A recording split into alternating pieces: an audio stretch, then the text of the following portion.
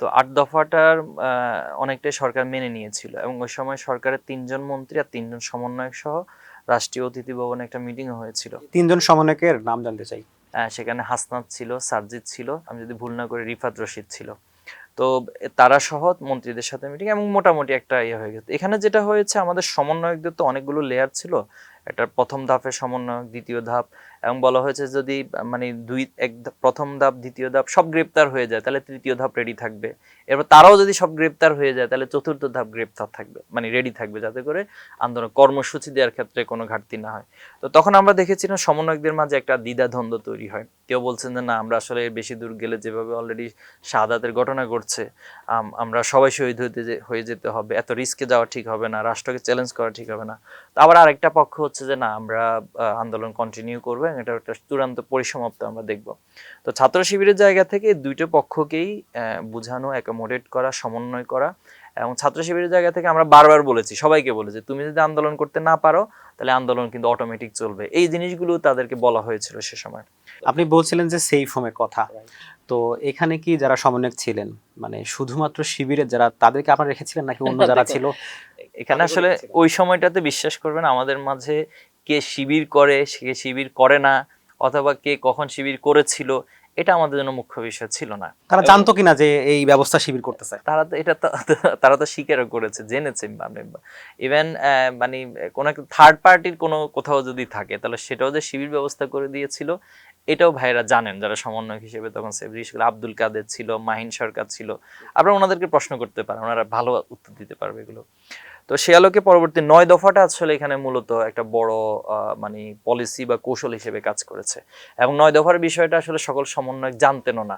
আপনি জানেন যে এটা শাটডাউন যখন চলছিল ঠিক ওই সময় কিন্তু এটা সামনে আসে, এবং এটার প্রকৃতিটা ছিল আব্দুল কাদের নামে পাবলিশড হয় সমন্বয়ক হিসেবে। এই যে আপনারা ৯ দফা করলেন, মানে আব্দুল কাদেরকে কেন বেছে নিলেন? মানে সে কি আপনাদের লোক ছিল কিনা সে সময়ও? কে আমাদের লোক, কে আমাদের লোক না, এটা তো আমরা ওই সময় বিবেচ্য বিষয় ছিল না।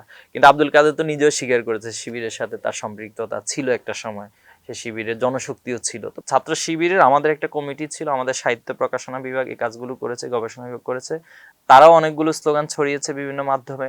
আবার ব্যক্তি বিশেষ ব্যক্তির জায়গা থেকে অনেকে অনেক স্লোগান ছড়িয়েছে। তো সবকিছু মিলে আসলে সামষ্টিক একটা জায়গা থেকে আন্দোলনটা একটা বিস্ফোরণের জায়গায় গিয়েছে। ইন্টারনেট তো বন্ধ, আমরা এগুলো পাবলিশ করবো কিভাবে, মানুষকে জানান দিব কিভাবে? তখন আমাদের কেন্দ্রীয় আইটি বিভাগ ছিল, নাজমুস সদ ভাই, তিনি আইটি সম্পাদক ছিলেন, এরপরে পাবলিক রিলেশন সম্পাদক ছিলেন। তো আমরা এই টিমটাকে সীমান্তবর্তী এলাকায় পাঠিয়েছিলাম। আপনি জানেন হয়তোবা যে সীমান্তবর্তী এলাকায় পার্শ্ববর্তী রাষ্ট্রের যে নেটওয়ার্ক, অনেক সময় এটা ওই এখানকার স্থানীয় মানুষদের যোগাযোগের মাধ্যমে তারা পারস্পরিক এই নেটওয়ার্কগুলো ব্যবহার এটা কোন করে। এলাকা ছিল? এটা রাজশাহী এলাকা ছিল, রাজশাহী চাপাই ওই জোনটাতে ছিল। এই যে পুরো ম্যাচাকার, মানে আপনার একদম চোখের সামনে কোন স্মৃতিটা এখনো মনে পড়ে বেশি? বসুন্ধরা এরিয়াতে, বসুন্ধরা গেটে, সেখানে নর্থ সাউথ ইউনিভার্সিটির শিক্ষার্থী সহ ওই এলাকার যে প্রাইভেট ইউনিভার্সিটিগুলো আছে তারা অবস্থান নিয়েছিলেন। তো সেখানে পুলিশের সাথে কয়েক দফায় ধাওয়া পাল্টা দেওয়া হলো, গোলাগুলি করা হলো। তো একজন বোন, তিনি সামান্য একটা হাতে লাঠি নিয়ে তিনি সামনে এগিয়ে যাচ্ছেন। তো আমরা সবাই মিলে ওনাকে বোঝানো যে এখন না, এখন যেহেতু ওইদিকে পুলিশের আক্রমণটা বেশি হচ্ছে, আমরা একটু ব্যাকে এসে পরে আবার সেদিকে মুভ করব।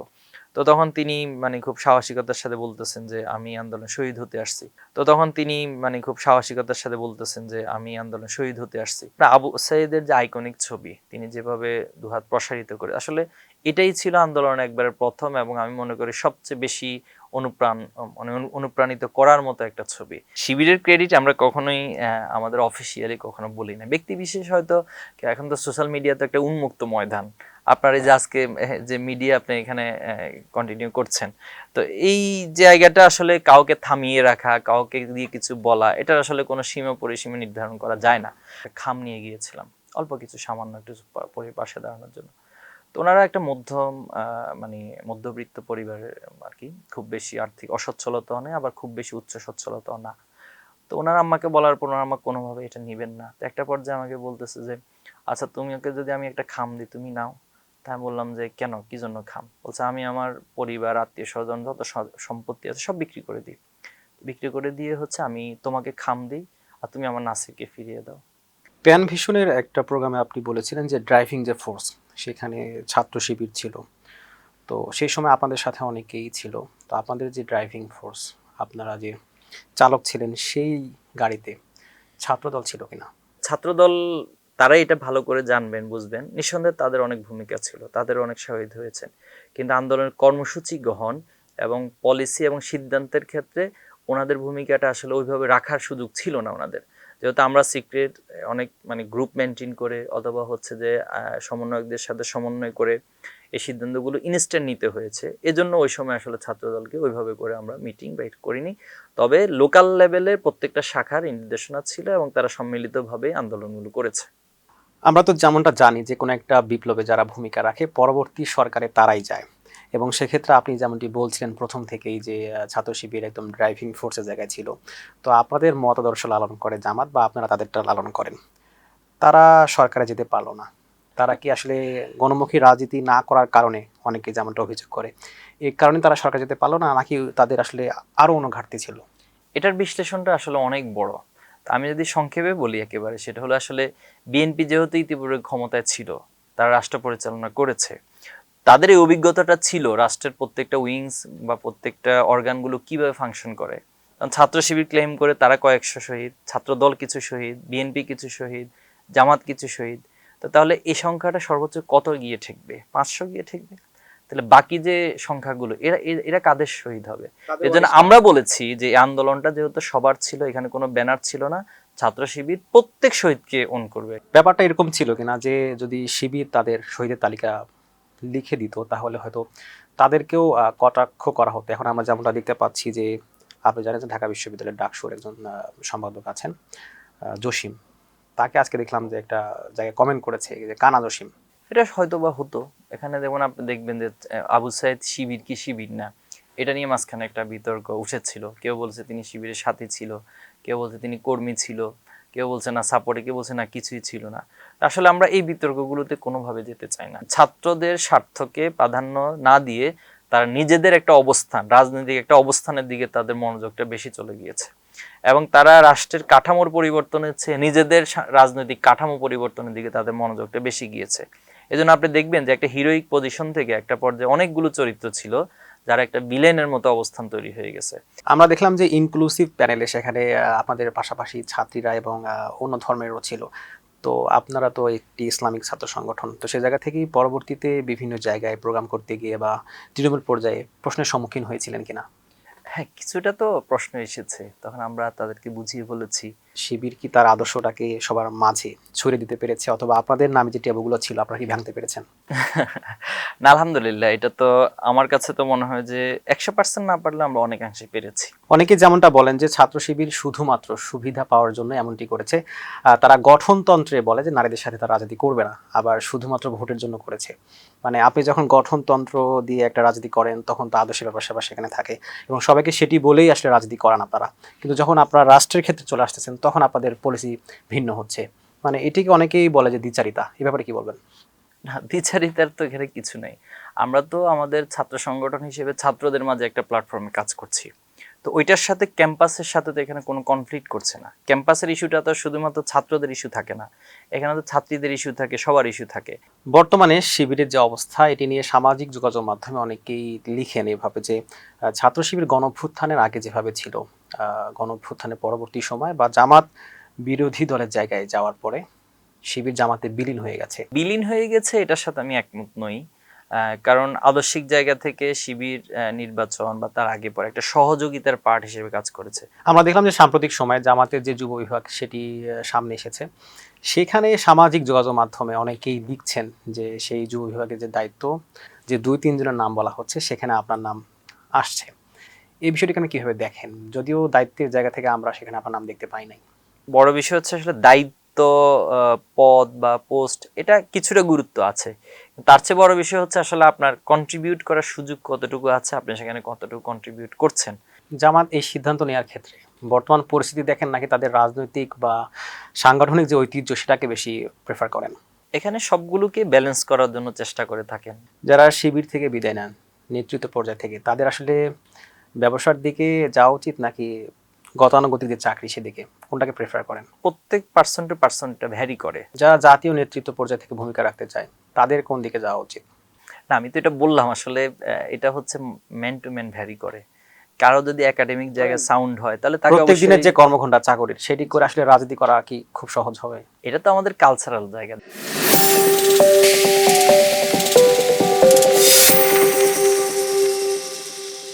2024 সালের ছাত্র জনতার যে গণঅভ্যুত্থান, সেই গণঅভ্যুত্থানের দিনগুলোর গল্প আমরা শুনবো।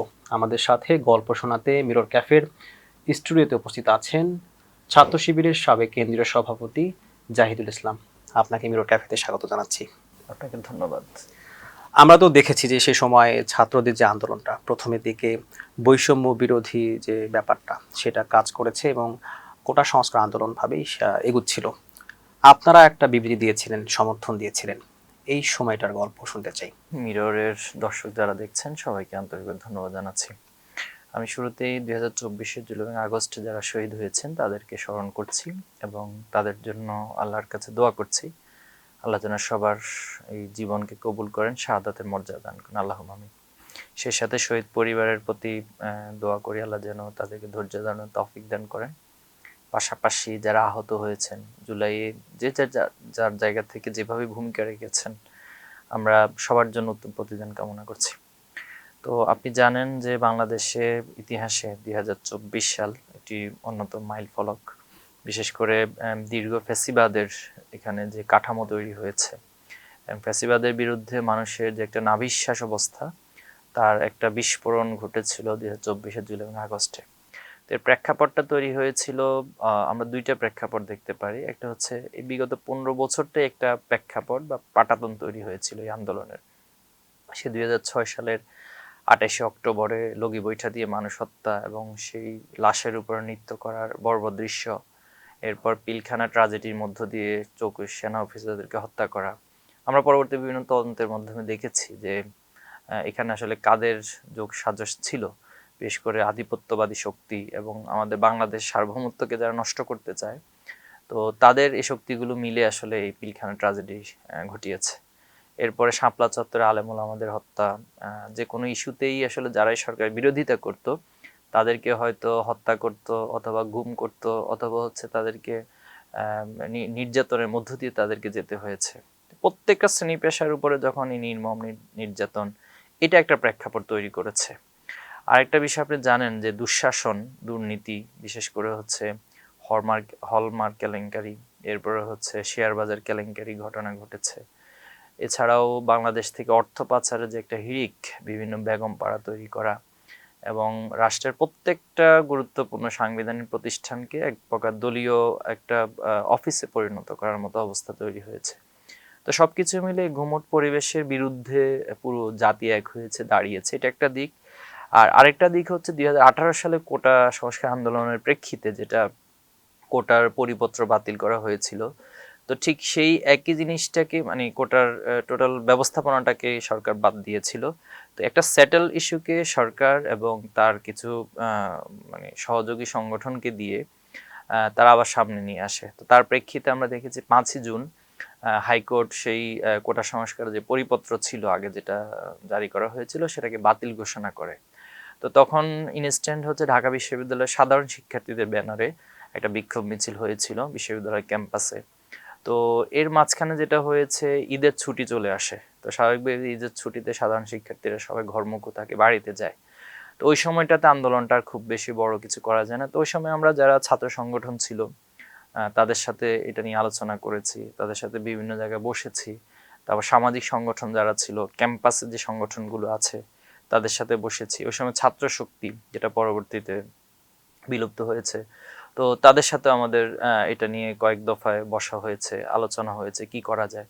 তো তখন আমরা প্রাথমিক সিদ্ধান্ত নিয়েছিলাম যখন ঈদের ছুটি শেষ হবে, ক্যাম্পাসে যখন সবাই আসবে, দেন আন্দোলনটা আবার নতুন মাত্রিকতা। কারণ হচ্ছে একটা সেটেল ইস্যুকে যদি সরকার এখানে আবার এস্টাবলিশ করে, এমনিতে তার সকল কিছুর মধ্যে একটা স্বৈরতান্ত্রিক মনোভাব বা স্বৈরতান্ত্রিকতা, তো সেখানে আমরা এটা নিয়ে আবার আন্দোলন করার একটা পরিস্থিতি তৈরি হয়। এবং তখন পর্যন্ত এটা কি শুধুমাত্র আন্দোলনই ছিল, কোটা সংস্কারই ছিল?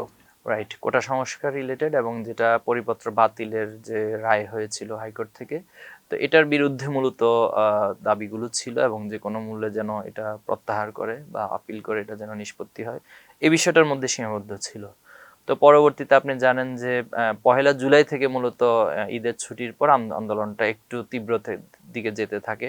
তো তখন বাংলা ব্লকেট প্রোগ্রাম দেওয়া হয়েছিল। বাংলা ব্লকেটের আগে আমরা দেখলাম যে 5ই জুলাই বৈষম্য বিরোধী যে প্ল্যাটফর্মটা তৈরি হয়েছে, এটা সম্পর্কে জানতে চাই, মানে সেখানে জি। আপনারা কিভাবে ইনক্লুড হলেন? জি, অবশ্যই। তো তখন আসলে আপনি জানেন যে ছাত্র শিবিরের জায়গা থেকে ছাত্র শিবির তো একটা হত্যাযজ্ঞ জায়গাতে সরকার নিয়ে গিয়েছে, এবং যেখানে শিবির বা রাজনৈতিক কোনো যোগসাজশ থাকে, সে আন্দোলনগুলোকে সরকার একদম ট্যাগিং করে হচ্ছে মানে অঙ্কুরে বিনষ্ট করে দেওয়ার চেষ্টা করে, অথবা নির্যাতন নেমে আসে। তো আমরা তখন পলিসিগত এবং আমরা এটা কৌশলগতভাবে নিয়েছিলাম যে এমন একটা প্ল্যাটফর্ম হবে যে নামে আন্দোলন হবে, এবং সেখানে সবাই ইনক্লুড থাকবে, সব ছাত্র সংগঠন থাকবে, সামাজিক সংগঠন থাকবে, সাধারণ শিক্ষার্থীরা থাকবে। তো ওই উদ্দেশ্যে মূলত আমরা আলাপ আলোচনা করেই বৈষম্য বিরোধী যে প্ল্যাটফর্ম, এই প্ল্যাটফর্মটা শুরু হয়েছিল। এবং এই প্ল্যাটফর্ম অধীনেই কিন্তু আন্দোলনটা আপনি জানেন যে অন্যান্য কর্মসূচিগুলো আস্তে আস্তে এসেছে। তো তার ধারাবাহিকতা পরবর্তী যে প্রেক্ষাপট তৈরি হয়েছিল, ছাত্রলীগের হামলা, এরপর আস্তে আস্তে করে শাহাদাতের ঘটনা, পরের বিষয়গুলো তো আমরা জানি বিস্তারিত কিভাবে কি হয়েছিল। আমরা দেখলাম যে 14 তারিখে ঢাকা বিশ্ববিদ্যালয়ের যে স্লোগান যে তুমি কে আমি কে রাজাকার রাজাকার, এর পরবর্তী যে সময় সেখানে দেখলাম যে আন্দোলনের নতুন একটা মাত্রা যুক্ত হয়েছিল। তো তারপরে কি আপনারা সরকার পতনের যে ব্যাপার বা চিন্তাগুলো সেগুলো করেছিলেন কিনা? দেখুন, সরকার পতনের আমি শুরুতে যে প্রেক্ষাপটটা বলেছি, আসলে গত 15টি বছরে মানুষ একটা পরিবর্তন চেয়েছে। তো এখানে আমাদের রাজনৈতিক দলগুলোর কিছুটা সামর্থ্যের ঘাটতি ছিল, অথবা বাস্তবতা ছিল। দেখেছি যে প্রত্যেক 5 বছর পর তারা স্বপ্ন দেখতেন এবং মানুষকে দেখাতেন যে 5 বছর পরে কিছু একটা পরিবর্তন হতে যাচ্ছে। তো এই স্বপ্নটা আমরা 14 সালে দেখেছি, 18 সালে দেখেছি, আবার 24 সালে দেখেছি। কিন্তু দেখা যাচ্ছে যে প্রত্যেকটা নির্বাচনে আওয়ামী লীগ নতুন একটা কৌশল নিয়ে আসে। কখনো হয়তো ভোটারবিহীন নির্বাচন, কখনো রাতের নির্বাচন, কখনো ডামি নির্বাচন। এই যে নতুন নতুন একটা পলিসি ফর্মুলা দিয়ে কিন্তু তার নির্বাচনগুলো পার পেয়ে যায় এবং তাদের ক্ষমতাটা টিকে থাকে।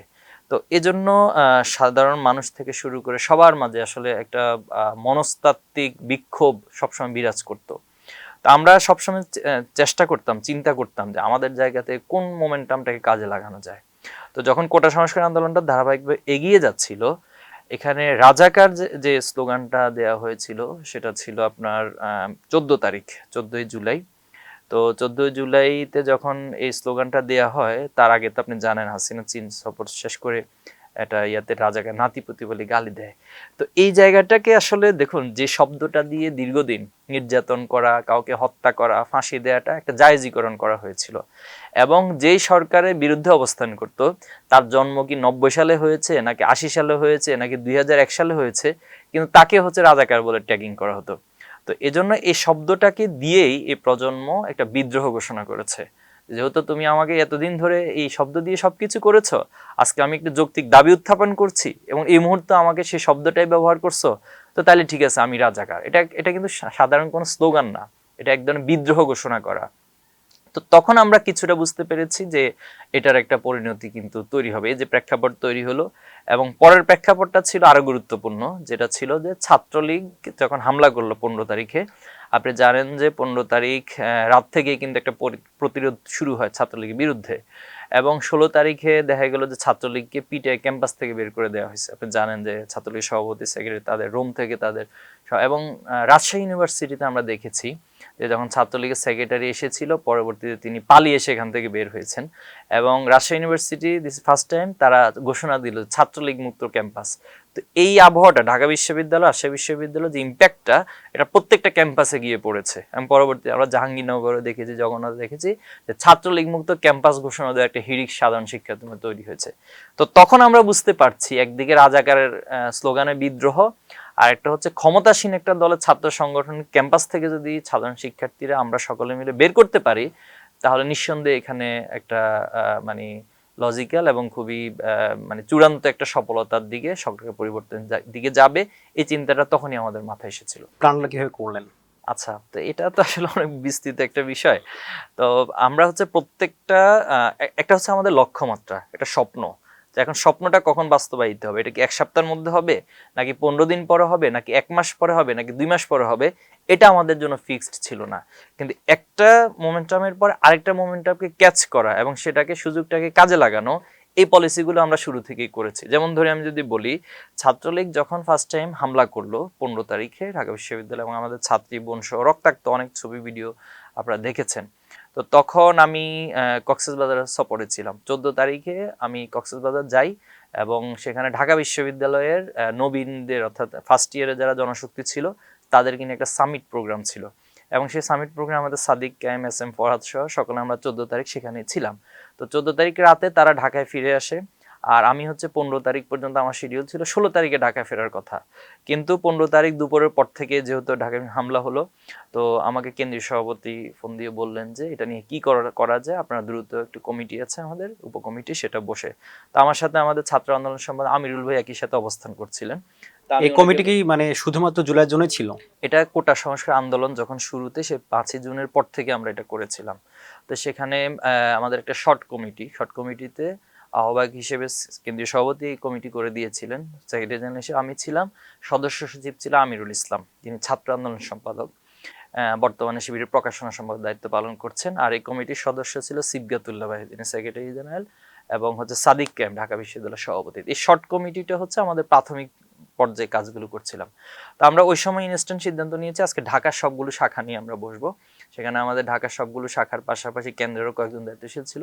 তো অনলাইনে আমরা সিদ্ধান্ত নিয়েছি 15 তারিখ আজকে বিকালের মধ্যেই আমরা একটা রিয়াকশন দেখাবো, কারণ ছাত্রলীগ যদি এভাবে সবসময় হামলা করে পার পেয়ে যায় তাহলে এটা তাদের হিংস্রতাকে আরো বাড়িয়ে দিবে এবং শিক্ষার্থীদের মনোবলকে ভেঙে দিবে। তো এই জন্য আমরা ঢাকার সবগুলো শাখাকে ঢাকা বিশ্ববিদ্যালয়ের চারপাশে অবস্থানের জন্য আহ্বান জানিয়েছিলাম, এবং ছাত্রলীগ যেখানেই পাবে তাদেরকে যেন একটা রিয়াকশন, অর্থাৎ এই হামলার রিয়াকশনটা দেখানো হয়, এ বিষয়ে আমরা সিদ্ধান্ত নিয়েছিলাম। তো পরবর্তীতে যখন দেখা গেল যে এদিক দিয়ে হাজী সেলিমের বাহিনী, তারা সানকার বলছে পুরো পুরান ঢাকাকে দখল নিয়েছে। এটা কত তারিখ? এটা 15 তারিখ বিকালের কথা বলছি আমি। তো 15 তারিখ বিকাল বেলায় আমাদের এই সিদ্ধান্তের আলোকে, এবং ওই সময় দুইটা সিদ্ধান্ত, একটা হলো ছাত্রলীগকে একটা রিয়াকশন দেখানো, আর একটা হচ্ছে একটা সংবাদ সম্মেলন করে মানে ছাত্রলীগ প্রতিরোধের জন্য ঘোষণা দেওয়া, এবং সবগুলো ক্যাম্পাস ছাত্রলীগকে যেন প্রতিরোধ করা হয় এই আহ্বান। আপনি পরবর্তী দেখবেন মিডিয়াতে এই ছবিগুলো ভিডিওগুলো এসেছে। ওই সময় আমাদের বৈষম্য বিরোধী সমন্বয়কদের সাথে যারা ওইখানে অবস্থান করছিলেন সেই সংবাদ সম্মেলনে সবাই আমাদের ঢাকায় এবং ঢাকার আশপাশে যে দায়িত্বশীলরা রয়েছেন সেখানে উপস্থিত ছিলেন। তো এই জায়গা থেকে আমাদের পলিসির কাজটা শুরু, অর্থাৎ এই জিনিসটাকে আমরা এইভাবে কাজে লাগিয়েছিলাম। আর এরপরে যখন 16 তারিখে আপনি জানেন যে প্রতিরোধ ছাত্রলীগকে, এটা একটা মোমেন্টাম ছিল, এবং সারা দেশে 6 জন শাহাদাত বরণ করলো। রংপুরে আবু সাইদ, এরপরে চট্টগ্রামে ওয়াসিম শান্ত সহ সারা দেশে 6 জন শাহাদাত। এই শাহাদাতের ঘটনার পরে আমাদের মাঝে ক্ষোভটা আরো তীব্র হতে লাগলো, এবং শিক্ষার্থীদের মাঝে আপনি দেখেছেন যে প্রতিক্রিয়া কিন্তু ছড়িয়ে পড়েছিল। তো তখন আমাদের বিষয় হচ্ছে আমাদের আন্দোলনটিকে আরো তীব্র করা। তখন হচ্ছে যাতে করে সবাই রাস্তায় নেমে আসে, এবং সব শিক্ষার্থী এবং শ্রেণী পেশা তারা নেমে আসে এই বিষয়টা। এখানে 17 তারিখে গিয়ে একটা নতুন পলিসি আমাদেরকে নিতে হয়েছে। সেটা হচ্ছে আমরা দেখছি পাবলিক ইউনিভার্সিটি বন্ধ ঘোষণা করলো এবং সবাইকে হল ত্যাগ করতে বাধ্য করা হলো। তো তখন আমাদের করণীয়কে আমরা চিন্তা করলাম যে এখন আমাদের প্রাইভেট ইউনিভার্সিটি, এরপরে হচ্ছে মেডিকেল স্কুল, কলেজ, মাদ্রাসা, তাদেরকে মাঠে নামাতে হবে। তো তখন আমরা ইনস্ট্যান্ট আমাদের কেন্দ্রের যে বিভাগগুলো ছিল, মাদ্রাসা সম্পাদককে মাদ্রাসা, সারা দেশে মাদ্রাসা দায়িত্বশীল বসার জন্য বলা হলো, কলেজ সম্পাদককে কলেজ নিয়ে বলা হলো। তো এরপর আমরা প্রাইভেট ইউনিভার্সিটি, তখন সভাপতি ছিল জুবায়ের ভাই আমাদের, তো ওনার সাথে আমরা মিটিং করেছি, এবং প্রাইভেট ইউনিভার্সিটির সকল শিক্ষার্থীদের কীভাবে অ্যাকোমোডেট করা যায়। এক্ষেত্রে আরেকটা পলিসি আমরা নিয়েছিলাম, ওই সময় অনলাইন যে প্ল্যাটফর্মগুলো ছিল, বিশেষ করে আপনি জানেন শিক্ষার্থীদের এখন অনেকগুলো অনলাইন প্ল্যাটফর্ম আছে, শিক্ষা প্রতিষ্ঠান বেসড ভিত্তিক বিভিন্ন গ্রুপ আছে। তো প্রাইভেট ইউনিভার্সিটিতে এরকম বেশ কিছু প্ল্যাটফর্ম গ্রুপ ছিল। তো তাদের সাথে আমরা মিটিং করি, তারা যেন শিক্ষার্থী মোটিভেট করে নেমে আসে। আলহামদুলিল্লাহ সেটা আমরা দেখেছি 18 তারিখে প্রাইভেট ইউনিভার্সিটি একটা বড় জোয়ার রাস্তায় নেমে আসলো, এবং এটা আবার নতুন করে সবাইকে আন্দোলনে মানে সক্রিয় থাকার ক্ষেত্রে অনুপ্রাণিত করেছিল। এক্ষেত্রে আমরা যেমনটা দেখতে পাই যে বেসরকারি বিশ্ববিদ্যালয়ে যারা আছেন তারা খুব একটা রাজনৈতিকভাবে মানে এগিয়ে থাকেন না। তো আপনাদের সেই সময়ও ছাত্র শিবিরের বেসরকারি বিশ্ববিদ্যালয়ে কেমন মানুষজন ছিল? আচ্ছা দেখুন, এখানে হচ্ছে আমাদের মূল শক্তিটা শুধু ছাত্র শিবির জনশক্তি ছিল না, বরং এখানে জনশক্তির পাশাপাশি যারা সাপোর্ট করে অথবা হচ্ছে যারা সাধারণ শিক্ষার্থী, আমাদের দায়িত্বশীলদের সাথে একটা সম্পর্ক, কারণ সবারই তো আসলে একটা সার্কেল থাকে। তা আমরা প্রত্যেকটা সার্কেলকে কাজে লাগানোর বিষয়ে বলেছিলাম। তো একটা হচ্ছে যে আমাদের সাংগঠনিক শক্তিটাকে দিয়ে পুরো কমিউনিটিটাকে মোটিভেট করা, আর আরেকটা হচ্ছে যত ধরনের লজিস্টিক সাপোর্ট আছে সবকিছুর মধ্য দিয়ে তাদেরকে মাঠে নিয়ে আসা। আলহামদুলিল্লাহ সবকিছু সমন্বয়ের কারণেই মূলত আসলে এটা সহজ হয়েছিল। এবং আপনি যেটা বলছিলেন যে প্রাইভেট ইউনিভার্সিটি তারা তো রাজনৈতিক সচেতন না, এবং খুবই আরেকটা নেগেটিভ একটা মানে শব্দ ব্যবহার করা হয় যে তারা আসলে রাজনৈতিক সচেতন না, তারা এক ধরনের ঘরমুখো ফার্মের মুরগি অথবা ডিভাইস আসক্ত, এ ধরনের নানান শব্দ কিন্তু তাদের বিষয়ে ব্যবহার করা হয়। কিন্তু আসলে বাস্তবতাটা হচ্ছে যে যখন আবু সাইদ শহীদ হয়েছে, আপনি দেখেছেন যে একটা ছোট্ট শিশু কিন্তু পুলিশের দিকে তেড়ে যাচ্ছিল খুব ইয়ার সাথে, ক্ষিপ্রতার সাথে। তো তখন তাকে জিজ্ঞেস করেছিল সাংবাদিকরা যে তুমি এভাবে কেন তেড়ে যাচ্ছ, বলছে আমার ভাই আবু সাইদকে অন্যায়ভাবে হত্যা করছে, আমি বসে থাকবো কেন, আমিও তাকে মেরে ফেলবো। তো এই যে একটা ক্ষোভের একটা বহিঃপ্রকাশ, সেটা আসলে শুধু প্রাইভেট ইউনিভার্সিটি না, প্রাইভেট ইউনিভার্সিটির পাশাপাশি আপনি দেখেছেন মাদ্রাসা, বিশেষ করে যাত্রাবাড়ি, এরপরে হচ্ছে উত্তরার যে জায়গাগুলো, এখানে মাদ্রাসা শিক্ষার্থীরা অনেক শহীদ হয়েছেন। তো এই আমরা মাদ্রাসার যে স্পটগুলো আছে তাদেরকে অ্যাকোমোডেট করেছি, কলেজগুলোকে অ্যাকোমোডেট করেছি, অর্থাৎ যাকে যেভাবে অ্যাকোমোডেট করা দরকার, আমাদের সংগঠনের শক্তি এবং সবগুলো সমন্বয় মূলত এগুলো করা হয়েছে। আমরা দেখলাম যে ইন্টারনেট ব্ল্যাকআউট করা হয়েছিল। এটা আমাদের জন্য আবার নতুন চ্যালেঞ্জ, যে আমি বললাম না একটা ধাপের পর নতুন আরেকটা চ্যালেঞ্জ এসেছে, তখন আমরা আমাদের করণীয় ঠিক করেছি। ইন্টারনেট শাটডাউনের আগে আমরা কিছুটা ভাবতেছিলাম যে এরকম কিছু একটা হতে যাচ্ছে। তো যখন ইন্টারনেট শাটডাউন হবে তখন আমরা কাটাবনে, আমি এবং আমাদের মিডিয়া সম্পাদক সাদিক ক্যাম, এস এম ফরহাদ সহ আমরা আবার এখন বসেছিলাম। তো বসে তখন আমাদের একটা প্রাথমিক সিদ্ধান্ত আমরা নিয়েছিলাম যে যে যেখানে আছে, যে অবস্থায় আছে, এখন দেখবেন আমরা ওই একটা স্লোগান হয়েছিল যে বিকল্পকে, তো বলছে যে আমি বিকল্প। তো আসলে মানে এখানে লিডারটা কে, তো লিডারকে যদি কেউ খুঁজে না পায় তাহলে ওই পার্সন প্রত্যেকে নিজের জায়গা থেকে আন্দোলনকে লিড দিবে। এই যে বিকল্পকে, এটা হচ্ছে এক্সপোজ করলো কে? এটা এক্সপোজ আসলে এখানে তো অনেক স্লোগানের তো আসলে শেষ নেই। তো কোনো একটা স্লোগান কেউ এককভাবে দিয়েছেন, রেডি করেছেন এরকম না, যার কাছে যখন যেটা এসেছে, যেমন হচ্ছে আপনার ওই দেশটা কারো বাপের না, ঠিক না, এ ধরনের অনেক স্লোগান এসেছিল। এরপরে হচ্ছে বুকের ভিতর অনেক ঝড় বুক পেতেছি গুলি কর। তো নানান বিষয়গুলো, অর্থাৎ ছাত্র শিবিরের আমাদের একটা কমিটি ছিল, আমাদের সাহিত্য প্রকাশনা বিভাগ এই কাজগুলো করেছে, গবেষণা বিভাগ করেছে, তারাও অনেকগুলো স্লোগান ছড়িয়েছে বিভিন্ন মাধ্যমে। আবার ব্যক্তি বিশেষ ব্যক্তির জায়গা থেকে অনেকে অনেক স্লোগান ছড়িয়েছে। তো সবকিছু মিলে আসলে সামষ্টিক একটা জায়গা থেকে আন্দোলনটা একটা বিস্ফোরণের জায়গায় গিয়েছে। তো যেটা বলছিলেন আপনি যে ওই শাটডাউন, ইন্টারনেট যখন শাটডাউন হয়েছিল, তো আমরা তার আগে এটা নিয়ে পলিসি ঠিক করেছিলাম যে কোন প্রক্রিয়া আমরা অগ্রসর হব। এক্ষেত্রে প্রধান যেটা আমাদের জন্য চ্যালেঞ্জ, সমন্বয়ক হিসেবে যারা ইতিমধ্যে পরিচিতি পেয়েছিল, তো তাদেরকে একটা সেফ জোনে রাখা, এবং এই দায়িত্বটা ঢাকা বিশ্ববিদ্যালয়ের ছিল যে প্রত্যেক সমন্বয়ককে যেন তারা একটা সেফ হোমে রাখে। তো এই সেফ হোমে রাখার ক্ষেত্রে আমাদের ঢাকা ইউনিভার্সিটির পাশাপাশি হচ্ছে মহানগরী শাখাগুলি সহযোগিতা করেছিল, এবং ইসলামী ছাত্র শিবির যারা সাবেক ভাইরা আছেন, সুধী শুভাকাঙ্ক্ষী, তারা এই ক্ষেত্রে এগিয়ে এসেছিল, সহযোগিতা করেছিল, তাদের বাসা বাড়িতে রেখেছিল। তো এই কাজটা আমরা করেছি। পাশাপাশি হচ্ছে কোন একটা সার্কুলার বা কোনো এক বিষয় যদি ঘোষণা করতে হয় তাহলে এটা কোন প্রক্রিয়া ঘোষণা করা হবে, তো এটাও সমন্বয়কদের সাথে সমন্বয় করে, এবং আমাদের কেন্দ্রের টিম, এরপর ঢাকা বিশ্ববিদ্যালয়ের টিম, সাবেক ভাইদের কিছু টিম, দেশের বাইরে থেকেও কিছু ভাইরা ছিলেন, তো তাদের সাথে সমন্বিতভাবে আমরা আলাপ আলোচনা করে সিদ্ধান্তগুলো সমন্বয়কদের নামে পাবলিশ করা হতো। আপনি বলছিলেন যে সেফ হোমের কথা, তো এখানে কি যারা সমন্বয়ক ছিলেন, মানে শুধুমাত্র শিবিরের যারা, তাদেরকে আপনারা রেখেছিলেন নাকি অন্য যারা ছিল? এখানে আসলে ওই সময়টাতে বিশ্বাস করবেন আমাদের মাঝে কে শিবির করে, কে শিবির করে না, অথবা কে কখন শিবির করেছিল, এটা আমাদের জন্য মুখ্য বিষয় ছিল না। তারা জানতো কিনা যে এই ব্যবস্থা শিবির করতেছে? তারা তো এটা তারা তো স্বীকারও করেছে, জেনেছে। ইভেন মানে কোনো একটা থার্ড পার্টির কোনো কোথাও যদি থাকে তাহলে সেটাও যে শিবির ব্যবস্থা করে দিয়েছিল এটাও ভাইরা জানেন, যারা সমন্বয়ক হিসেবে তখন আব্দুল কাদের ছিল, মাহিন সরকার ছিল। আপনারা ওনাদেরকে প্রশ্ন করতে পারেন, ওনারা ভালো উত্তর দিতে পারবে এগুলো।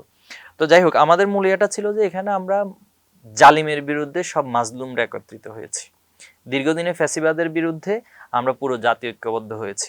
এজন্য শিবিরটা এখানে আমাদের কাছে কখনোই মুখ্য ছিল না, যাকে যেখানে যেভাবে সাপোর্ট দেওয়া দরকার ছিল আমরা সেই বিষয়গুলো অ্যারেঞ্জ করেছি।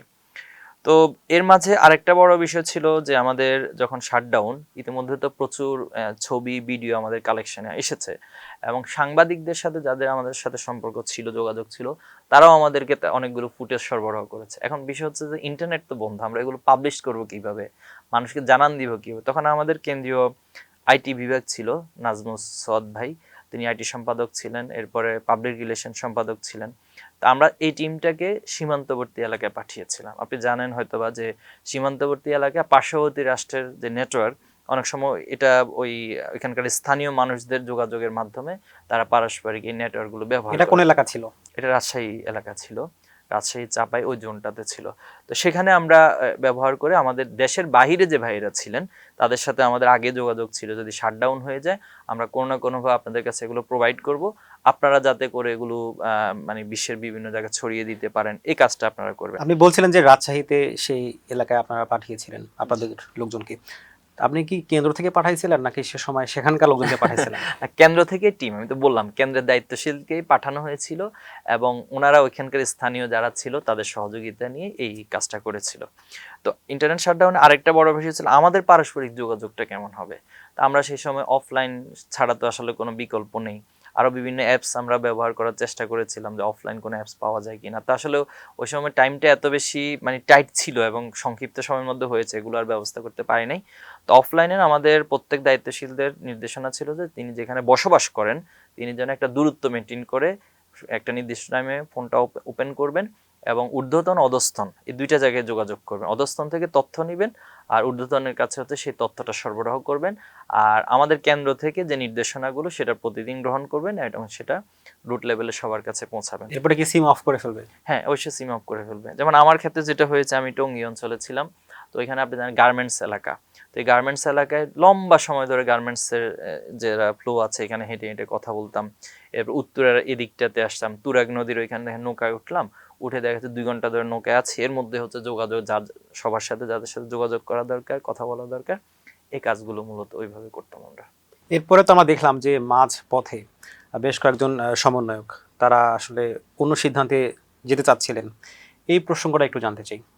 মাঝপথে বলতে আপনি জানেন যে 4 দফার পর শুরুতে এটা 4 দফা ছিল, 4 দফা থেকে 8 দফা হয়েছিল।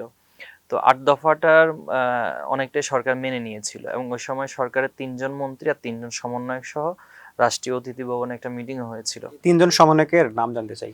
3 জন সমন্বয়কদের নাম তো আপনারা জানেন, সেখানে হাসনাত ছিল, সারজিৎ ছিল, আরেকজন মনে হয়, আমি যদি ভুল না করি রিফাত রশিদ ছিল।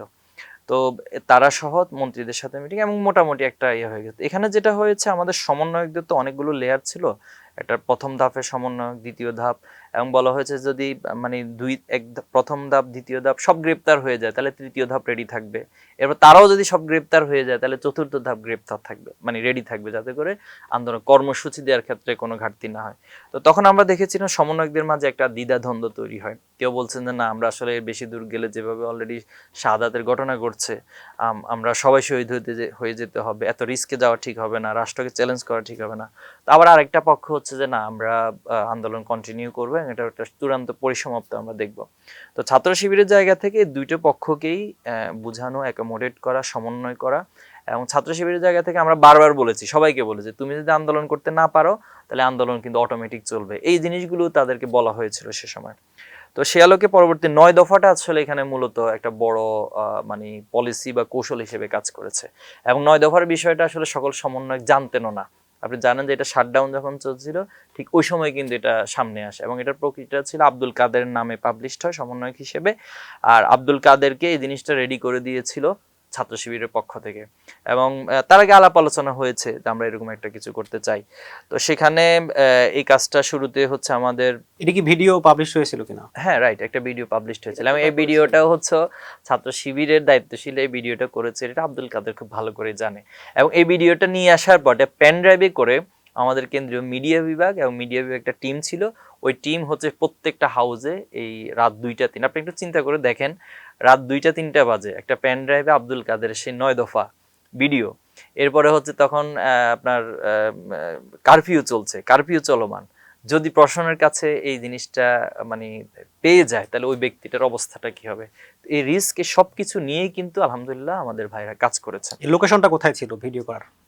ভিডিও করার লোকেশনটা আব্দুল কাদের মূলত নারায়ণগঞ্জ এলাকা ওই দিকটাতে ছিলেন, ওই সাইডটাতে, আমি স্পেসিফিক স্থানটা না বলি বাট ওই সাইডটাতে ছিল এবং আমাদের নারায়ণগঞ্জ মহানগরীর সহযোগিতায় মূলত ভিডিওটা করা হয়েছিল এবং নিয়ে আসা হয়েছিল। এই যে আপনারা 9 দফা করলেন, মানে আব্দুল কাদেরকে কেন বেছে নিলেন? মানে সে কি আপনাদের লোক ছিল কিনা সে সময়ও?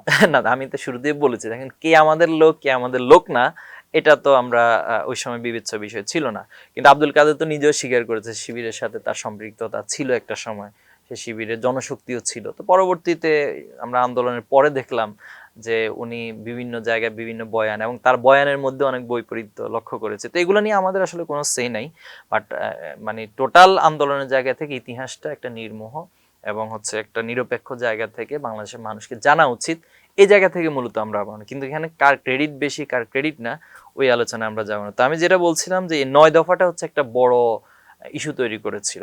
এখানে অনেকের অজান্তেই দেখা গেছে যে সরকার পতনের দিকে একটা মোটামুটি একটা স্ক্রিপ্ট রেডি হয়ে গেছে। আপনি দেখুন প্রথম দফাটাই ছিল যে ছাত্র হত্যার দায় স্বীকার করে শেখ হাসিনাকে ক্ষমা চাইতে হবে। তো আমি জানি যে শেখ হাসিনা, আমরা জানতাম যে এটা কোনোদিন করবে না, এটা সেদিন করবে না। এবং আরো মজার বিষয় হচ্ছে যদি তারা এটা করতো তাহলে ছাত্র শিবিরে এই প্ল্যানটা ছিল যে এরপরে আমরা নতুন আরেকটা দফা সেখানে সংযুক্ত করব, অথবা নতুন আরেকটা ইস্যু আমরা সামনে নিয়ে আসবো, যাতে করে সরকার মানে কোনোভাবে আমরা এই হত্যাকাণ্ড এই শাহাদাতের উপর দিয়ে এই সরকারকে আর কখনো এখানে বসে থাকতে দিব না। এই প্ল্যান পরিকল্পনা পলিসিগুলো আমাদের ছিল। আপনি বলছিলেন যে লজিস্টিক সাপোর্টগুলো আপনারা দিয়েছিলেন, সে সময় কি কি সাপ্লাই দিয়েছিলেন? আপনারা তো বলেন যে স্ট্যাম্প থেকে শুরু করে অনেক কিছু দিয়েছিলেন। না দেখুন, সাপ্লাই বিষয়টা এরকম না। ধরুন একটা আন্দোলন করতে গেলে আপনার যেখানে স্নাইপার গুলি করা হচ্ছে, আপনাকে মানে রিভলভার দিয়ে গুলি করা হচ্ছে, শটগান দিয়ে গুলি করা হচ্ছে, লুলা করে দিব, আপনার মনে আছে যে ওই একজন পুলিশ বলতেছিল লুলা করে দিব। এরপরে স্বরাষ্ট্রমন্ত্রীকে বলতেছেন যে স্যার গুলি করে একটা মরে একটা যায়, বাকিগুলো যায় না। তো তার মানে হচ্ছে উনি যদি আন্দোলন থেকে কাউকে তাড়াতে হয় একটাকে গুলি করতে হবে, একটাকে মারতে হবে, এরপরে বাকিগুলোকে। তো তাহলে এভাবে কতগুলি আসলে সরকারের কাছে আছে। তো তার বিপরীতে আসলে আপনি শিক্ষার্থীদের হাতে কি দেখেছেন? সর্বোচ্চ হয়তো একটা ছোট লাঠি দেখেছেন, একটা স্ট্যাম্প দেখেছেন, এর বেশি কিছু তো আর না, একটা কনক্রিট দেখেছেন। তো এই জিনিসগুলো আমরা আমাদের জায়গা থেকে যতটুকু সাপোর্ট দেওয়া দরকার ছিল শিক্ষার্থীদের আত্মরক্ষার জন্য, এবং আপনি দেখবেন যে পাতিল দিয়ে হচ্ছে তার মাথাকে ঢেকে আসছে, ঠিক না, এরকম কিছু ঘটনা ঘটছে। অথবা একটা টিনের পাত নিয়ে এসে হচ্ছে যেটা ছড়াগুলিগুলোকে প্রতিরোধ করছে, এরকম নানান বিষয়গুলো। এরপরে গুলতি দিয়ে দেখা যাচ্ছে আসলে এগুলো তো একটা অসম যুদ্ধ, বা যেটা আসলে একটা রাষ্ট্রযন্ত্রের বিরুদ্ধে দাঁড়িয়ে এভাবে যুদ্ধ করা, এটা তো খুব কঠিন একটা বিষয়। এরপরে হচ্ছে প্রত্যেকটা সভা সমাবেশ, বিশেষ করে হচ্ছে ঢাকা কেন্দ্রিক যতগুলো সমাবেশ হয়েছিল, ইভেন আপনার 3 আগস্ট যেটা হয়েছিল শহীদ মিনারে, সেখানে মাইক কে ব্যবস্থা করবে, ঘোষণাটা কিভাবে হবে, এরপরে হচ্ছে সেখানে স্ক্রিপ্টটা কে রেডি করে দিবে, এরপরে যখন আমরা গায়েবানা জানাজা দিয়েছিলাম, এরপরে কফিন মিছিল দিয়েছিলাম, এই কফিনগুলো কে ব্যবস্থা করে দিবে, এরপর একজন আহত আছে তাকে কিভাবে হসপিটালে নিয়ে যাওয়া হবে, এরপরে হচ্ছে একজন সমন্বয়কে সিকিউরিটি প্রয়োজন, তাকে এক জায়গা থেকে আরেক জায়গায় নিয়ে যাওয়া প্রয়োজন, এবং টোটাল প্রশাসন গোয়েন্দা সংস্থা তাদেরকে ফাঁকি দিয়ে আপনার অ্যাম্বুলেন্সে করে তাদেরকে এক জায়গা থেকে এক জায়গায় নিয়ে যেতে, এই সব কিছু আসলে লজিস্টিক সাপোর্টের অন্তর্ভুক্ত ছিল। ছাত্র শিবির এবং যারা ছাত্র শিবির সাবেক ভাইরা ছিল, রাজনৈতিক দল হিসেবে জামাতের মহানগরী যারা দায়িত্বশীল ছিল এবং সারা দেশে যারা দায়িত্ব, আমরা বলেছিলাম এই যার যার জায়গা থেকে যতটুকু সুযোগ আছে আমাদেরকে সাপোর্টগুলো দিতে হবে, এবং ছাত্র শিবির সবগুলোকে অ্যাকোমোডেট করে মূলত এই লজিস্টিক সাপোর্টটা দিয়েছিল। এই সময়টাতে সরকারের যদি এক্সট্রিম যে রুলগুলোর কথা বলি, কি কি ছিল?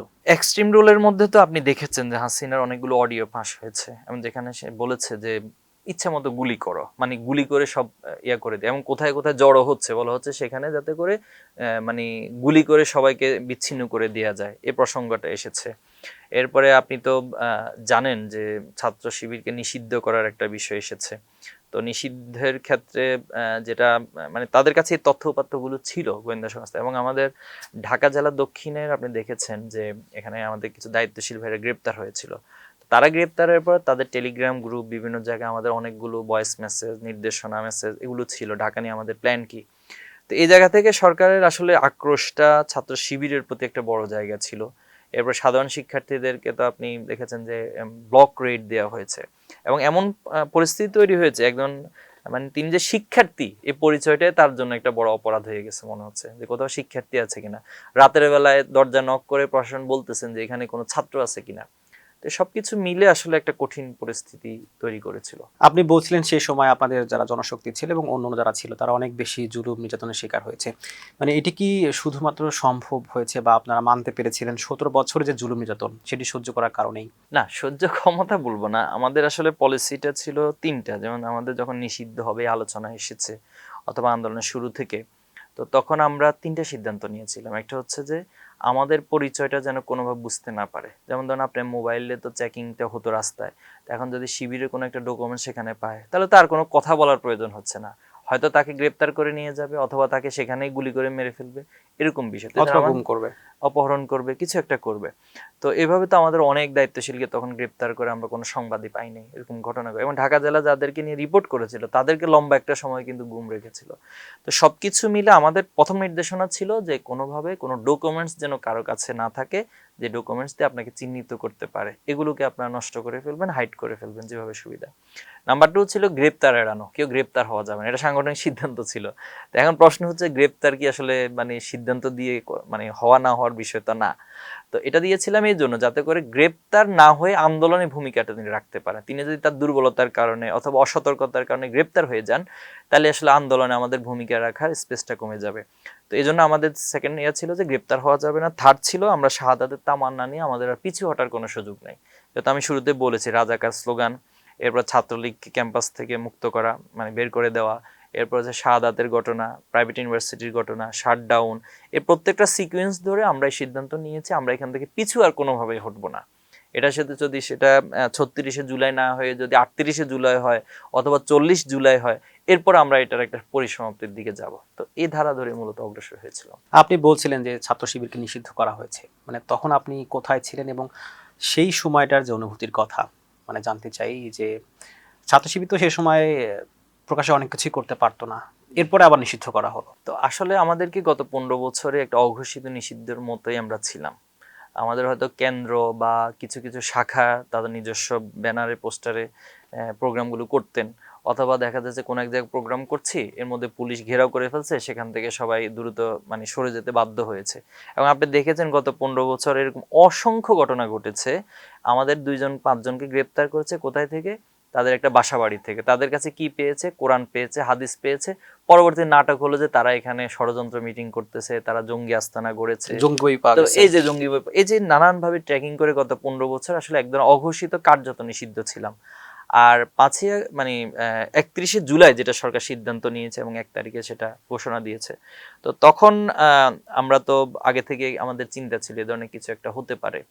তো স্বাভাবিকভাবে আমরা তো তখন অনেক বেশি আবেগ আপ্লুত হয়েছি যে কিন্তু আমাদের ভিতরে আবার এই স্বপ্নটা সাহসটা ছিল যে এটা সরকার তার জায়গা থেকে অনেক বড় একটা ভুল করেছে এবং এটা আন্দোলনে একটা নতুন মাত্রিকতা যোগ করেছে।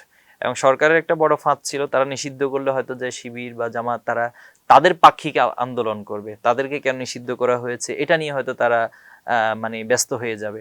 কিন্তু সত্যিকার অর্থে ওই সময় এই জিনিসটা আমাদের একেবারে আমরা মাথায় নেই নাই, যা শুধু আমাদের আবেগীয় যে জায়গা ছিল মানবীয় সে জায়গাটাকে আমরা মানে রেখে আমরা টোটালি আন্দোলনমুখী ছিলাম এবং সরকার কিভাবে পতন করা যায় এই টোটাল রোডম্যাপ ধরে আমরা তখন অগ্রসর হয়েছিলাম। সেই সময়কার সিম্বলের কথা যদি বলি বা কোনো পিকচারের কথা বলি, কোন পিকচারটা আপনাদেরকে অনুপ্রেরণা দিয়েছে? আসলে এখানে তো অনেক আসলে ভিডিও ফুটেজ থেকে ছবি এটার কোনো শেষ নেই। প্রথমত হচ্ছে আপনার আবু সাইদের যে আইকনিক ছবি, তিনি যেভাবে দুহাত প্রসারিত করে, আসলে এটাই ছিল আন্দোলন একবারের প্রথম এবং আমি মনে করি সবচেয়ে বেশি অনুপ্রাণিত করার মতো একটা ছবি, যে একটা লোক এভাবে দুহাত প্রসারিত করে গুলির সামনে দাঁড়িয়ে আছে। তাহলে তার অভিব্যক্তিটা কি, তার বডি ল্যাঙ্গুয়েজটা কি? একবার তিনি গুলি খেয়েছেন, গুলি খাওয়ার পর তিনি পড়ে যাওয়ার কথা ছিল, কিন্তু উনি অনেকক্ষণ দাঁড়িয়েছিলেন এবং আপনি দেখেছেন লাস্টে তিনি পড়ে গিয়েছেন। পড়ে যাওয়ার পর ওনাকে যখন একজন উঠাতে আসতেছে তিনি তখনও বারবার চেষ্টা করতেছেন যে আমি একটু আবার উঠে দাঁড়াই। তো আসলে এই ছবিটাই আমাদের সারা বাংলাদেশে এবং শুধু ছাত্র শিবির নয়, আমাকে নয়, এবং সকল শিক্ষার্থী বৃদ্ধ থেকে শিশু পর্যন্ত সকল শ্রেণী পেশা সবাইকে অন্যভাবে বিমোহিত করেছিল এবং সেখান থেকে আন্দোলনের যাত্রা। এর বাইরে তো আসলে অনেক ঘটনা, বিশেষ করে আমাদের নারী বোনদের ভাইদের সামনে এসে দাঁড়ানো, দেখা যাচ্ছে যে মানে ভাইদেরকে গ্রেপ্তার করতেছে, বোনরা এসে সামনে দাঁড়িয়ে যাচ্ছে, তার মায়েরা খাবার নিয়ে এসেছে, তারা বলতেছেন যে আমরা আমাদের সন্তানকে সাথে করে নিয়ে এসেছি। ছোট ছোট বাচ্চারা তারা বলতেছেন যে আমরা এই ফ্যাসিবাদের বিরুদ্ধে। আপনি জানেন শহীদ জাবের ইব্রাহিম ছিল এবং জাবের ইব্রাহিম তার মানে বাবাকে মাকে বুঝিয়েতে আন্দোলনে চলে এসেছিল এবং তারও একটা আইকনিক ছবি, সেইভাবে এক আঙ্গুল তুলে মানে আল্লাহর একাত্মবাদ অথবা ইসলামের প্রতি বা শাহাদাতের প্রতি একটা তার জানান দেয়া। তো আসলে মানে টোটাল এত বেশি ঘটনা, এত বেশি ছবি, কোনোটার চেয়ে কোনোটা গুরুত্বপূর্ণ কম না। তো সে জায়গায় আবু সাইদের এই ছবিটাকে আমি একটু অন্যদের চেয়ে এগিয়ে রাখতে চাই। এই যে পুরো ম্যাচাকার, মানে আপনার একদম চোখের সামনে কোন স্মৃতিটা এখনো মনে পড়ে বেশি? এখানে তো আসলে এখানে বড় একটা বিষয় হচ্ছে যারা শহীদ হয়েছেন এর মধ্যে অনেকের সাথে শহীদ হওয়ার আগেও আমাদের অনেক স্মৃতি রয়েছে। তাদের সাথে একসাথে প্রোগ্রামে দেখা হয়েছে, অনেক ক্ষেত্রে তারা হয়তো আমরা যখন সফরে গিয়েছিলাম আমাদেরকে রিসিভ করেছে। তো এই বিষয়গুলো কিন্তু স্বাভাবিক একটা শাহাদাতের চেয়ে যে শহীদের সাথে আপনার নিজস্ব কিছু স্মৃতি থাকে, এটা একটু ডিফারেন্ট থাকে, এটা আপনাকে অন্যভাবে আসলে আবেগ আপ্লুত করে। তো আন্দোলনের ক্ষেত্রে এটা আমাদের জন্য একটা বড় বিষয় ছিল। আর যেটা আগের প্রসঙ্গে বলেছিলাম যে প্রত্যেকটা আপনি দেখেন একজন শিক্ষার্থী, একজন আন্দোলনকারী, তিনি যখন জানালার কার্নিশে গিয়ে একটা নির্মাণাধীন ভবনের কার্নিশে গিয়ে আশ্রয় নিলেন, সেখানে গিয়ে পুলিশ তাকে শুট করছে, মানে কি নির্মম একটা ঘটনা। এরপরে একজন হচ্ছে আহত, গুলি করা হয়েছে তাকে, তাকে পিছন থেকে একজন টেনে নিয়ে আসছেন, কিন্তু এই মুহূর্তে আবার তাকে মানে গুলি করা হচ্ছে। তো সবকিছু মিলে আসলে আন্দোলনের টোটাল মানে সামগ্রিক চিত্র কোনোটার চেয়ে কোনোটা গুরুত্বপূর্ণ না। তো আমার একটা যেটা মানে খুব বেশি পার্সোনালি ময়দানে আমাকে বিমোহিত করেছিল, সেটা হলো বসুন্ধরা এরিয়াতে, বসুন্ধরা গেটে, সেখানে নর্থ সাউথ ইউনিভার্সিটির শিক্ষার্থী সহ ওই এলাকার যে প্রাইভেট ইউনিভার্সিটিগুলো আছে তারা অবস্থান নিয়েছিলেন। তো সেখানে পুলিশের সাথে কয়েক দফায় ধাওয়া পাল্টা দেওয়া হলো, গোলাগুলি করা হলো। তো একজন বোন, তিনি সামান্য একটা হাতে লাঠি নিয়ে তিনি সামনে এগিয়ে যাচ্ছেন। তো আমরা সবাই মিলে ওনাকে বোঝানো যে এখন না, এখন যেহেতু ওইদিকে পুলিশের আক্রমণটা বেশি হচ্ছে, আমরা একটু ব্যাকে এসে পরে আবার সেদিকে মুভ করব। তো তখন তিনি মানে খুব সাহসিকতার সাথে বলতেছেন যে আমি আন্দোলন শহীদ হতে আসছি, আমরা শহীদ, মানে আমরা এখন কোনো কিছুকে আর ভয় করি না। তো এই জিনিসগুলো অনেক বেশি টাচ করার মতো বিষয় ছিল। আপনি বলছিলেন যে আপনাদের অনেক দায়িত্বশীল বা জনশক্তিরাও শহীদ হয়েছেন, তাদের সাথে ব্যক্তিগত সম্পর্কের জায়গা থেকে কোন দায়িত্বশীল বা সেই সময়কার শহীদের কথা মনে পড়ে? এখানে আমাদের শহীদ আলী রায়হান ভাই, যিনি রাজশাহী ইউনিভার্সিটির, সরি, রাজশাহী মহানগরীর সাংগঠনিক সম্পাদক ছিলেন। তো উনি ইতিপূর্বে আমি অনেকবার রাজশাহী সফরে গিয়েছিলাম, আমাকে রিসিভ করা, এরপরে বাসায় নিয়ে যাওয়া, মেহমানদারির যে বিষয়গুলো থাকে, তো অনেক স্মৃতি ওনার সাথে এভাবে রয়েছে। আর 5 তারিখ যখন ওনার গুলি খাওয়ার, উনি 5 তারিখ সকালবেলা গুলি খেয়েছিলেন। তো সকালবেলা তো কয়েক দফায় নেটওয়ার্কটা কাজ করছিল না ভালোভাবে, একবার নেটওয়ার্ক কাজ করছে আবার করছে না। তো আমি তখন হচ্ছে ঢাকা মেডিকেলের 5 তারিখে প্রথমে আমি টঙ্গীতে ছিলাম সকালবেলায়, এরপরে হচ্ছে সকালবেলা উত্তরের ওই সাইডটা দিয়ে আমি ঢাকা মেডিকেলের যে মসজিদ আছে সেখানে এসে অবস্থান নিয়েছিলাম, এবং এখান থেকে সবার সাথে যোগাযোগ কানেক্ট করার চেষ্টা করছিলাম। তো তখন আমাকে রাজশাহী মহানগরের তৎকালীন সভাপতি ছিলেন সিপাত ভাই, তিনি কল দিলেন। তো কল দিয়ে বলছেন যে ভাই, আমাদের আলী রায়হান ভাই তো গুলিবিদ্ধ হয়েছে, ওনার জন্য একটা এয়ার অ্যাম্বুলেন্স লাগবে। তো ইতিমধ্যে কিন্তু হাসিনা পালিয়ে যাওয়ার সংবাদটা সব জায়গায় প্রচার হওয়া শুরু করলো, সব জায়গাতে একটা ঢাকা শহরে আনন্দ উৎসবের একটা মানে পরিস্থিতি তৈরি হলো, এবং সেজদা অবনত হয়ে আল্লাহর কাছে দোয়া করার চিত্র চলে আসলো। তো ওই সময় আমি খুব দ্রুত সময়ে এনডিএফ যারা আছেন, ডক্টরস প্রোগ্রাম, তাদের সাথে যোগাযোগ করলাম, যোগাযোগ করে যে ইনস্ট্যান্ট যেন ঢাকা থেকে একটা এয়ার অ্যাম্বুলেন্স পাঠানো যায়। তো পরবর্তীতে কিছুক্ষণ পর আমাকে জানানো হলো যে রাজশাহী যারা ডাক্তাররা আছে তারা সিদ্ধান্ত নিয়েছেন ওনাকে ওখানেই হচ্ছে মানে চিকিৎসা করবেন, কারণ এই মুহূর্তে ওনার যে অবস্থা, ঢাকায় নিয়ে আসা ট্রিটমেন্ট করতে গেলে এটা সময় সাপেক্ষ বা একটু রিস্ক জোনে রয়েছেন। তো পরবর্তী সিদ্ধান্ত নিয়ে ওখানেই ওনাকে ট্রিটমেন্ট করা হলো, অস্ত্রোপচার করা হলো এবং আইসিইউতে রাখা হলো। কিন্তু আপনি জানেন যে 5 তারিখের পরে 6-7 তারিখ পর্যন্ত তিনি একটা মানে ভালো পরিস্থিতির দিকে যাচ্ছিলেন, কিন্তু 7 তারিখের পর আবার ওনার পরিস্থিতিটা খুবই ক্রিটিক্যাল হয়ে গেল। তো 8 তারিখে তো তিনি শাহাদাত বরণ করলেন। তো এই জায়গাটা আর কি দায়িত্বশীলদের মাঝে ওনার সাথে স্মৃতিগুলো, এবং ওনার বাড়িতে আমি পরবর্তীতে কয়েকবার গিয়েছিলাম, এবং শিবিরের যে রাজশাহী মহানগরের ম্যাচ সেখানে একসাথে কাটিয়েছিলাম। এরপরে আমরা দেখলাম যে 5 আগস্ট লং মার্চের যে ঘোষণা, মানে তখন আপনাদের যারা নেতাকর্মী ছিলেন তাদের প্রতি কি নির্দেশনা ছিল? আমরা তো মানে একটা আভাস পাচ্ছিলাম যে খুব ম্যাচাকার হবে। সেই সময়টাতে আপনাদের দলের পক্ষ থেকে কি ধরনের নির্দেশনা ছিল?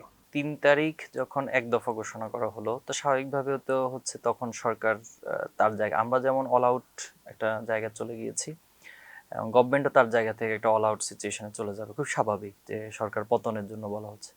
তো 4 তারিখে আপনি দেখেছেন যে সারা দেশে কি পরিমাণ ম্যাসাকার হয়েছে, বিশেষ করে রাষ্ট্রীয় বাহিনী তো আছে, পাশাপাশি আওয়ামী লীগ, যুবলীগ, ছাত্রলীগ সহ তাদের যে অঙ্গ সংগঠন প্রকাশ্যে অস্ত্র নিয়ে মহড়া এবং গুলি করা, হত্যাকাণ্ড করা, এবং 4 তারিখে কিন্তু একটা বড় সংখ্যা শাহাদাত বরণ করেছে। তো এই যখন পরিস্থিতি, তখন এর আগে তো আপনারা জানেন যে বৈষম্য বিরোধী প্ল্যাটফর্ম থেকে নারী সমাবেশ, শ্রমিক সমাবেশ, এই ধরনের নানান বিষয়গুলো অসহযোগ আন্দোলনের জন্য ঘোষণা করেছে। তখন আমরা এটা নিয়ে আবার রিভিউ করলাম, বসলাম 4 তারিখ দুপুরের পর থেকে বারবার আলোচনা করছি সমন্বয়কদের সাথে। এরপর এখানেও আবার দুইটা গ্রুপ ছিল, কেউ বলছে যে না, 5 তারিখে এটা আমাদের জন্য রিস্ক হবে, ঠিক হবে না। আবার একটা পক্ষ মতামত দিয়েছিলাম যে এটা আসলে কন্টিনিউ করলে আমাদের জন্য আরো মেসাকার পরিস্থিতিটা বড় হয়ে যাবে। তো সব মিলে ফাইনালিতে এক দফার মানে 6 তারিখ না 5 তারিখে সিদ্ধান্ত হলো। তখন আমরা যেটা করেছি, আমাদের বিশেষ করে ঢাকা এবং ঢাকার আশপাশের শাখাগুলো, তাদের নির্দেশনা ছিল যে যে যেভাবে পারে দ্রুত সময় ঢাকায় যেন মুভ করে। তো এক্ষেত্রে তাদের আইডেন্টিটি যেন কোনোভাবে ট্রেস করতে না পারে এই বিষয়টা নির্দেশনা ছিল। মোবাইলে কোনো ডকুমেন্টস না রাখা, এটা নির্দেশনা ছিল। পাশাপাশি যেন সে কোনো একটা পরিচয় বহন করে, পেশা পরিচয়, অথবা ঢাকায় কোথায় আসতেছে, কার কাছে আসছে, এই বিষয়গুলো আমরা আগে থেকে নির্দেশনা ছিল, এবং কে কোন স্পটে দায়িত্ব পালন করবে। তো এখানে একটা বিষয় হচ্ছে যে আমরা ঢাকাটাকে টোটাল 10টা স্পটে ভাগ করেছিলাম। যাত্রাবাড়ি, এরপরে আপনার শাহবাগ, এরপরে সায়েন্স ল্যাব, ওই সাইডটা রামপুরা সাইড, উত্তরা। তো এভাবে স্পট ভাগ করে সেখানে প্রত্যেককেই আমাদের কেন্দ্রের পক্ষ থেকে 2জনকে সমন্বয়ের দায়িত্ব ছিল।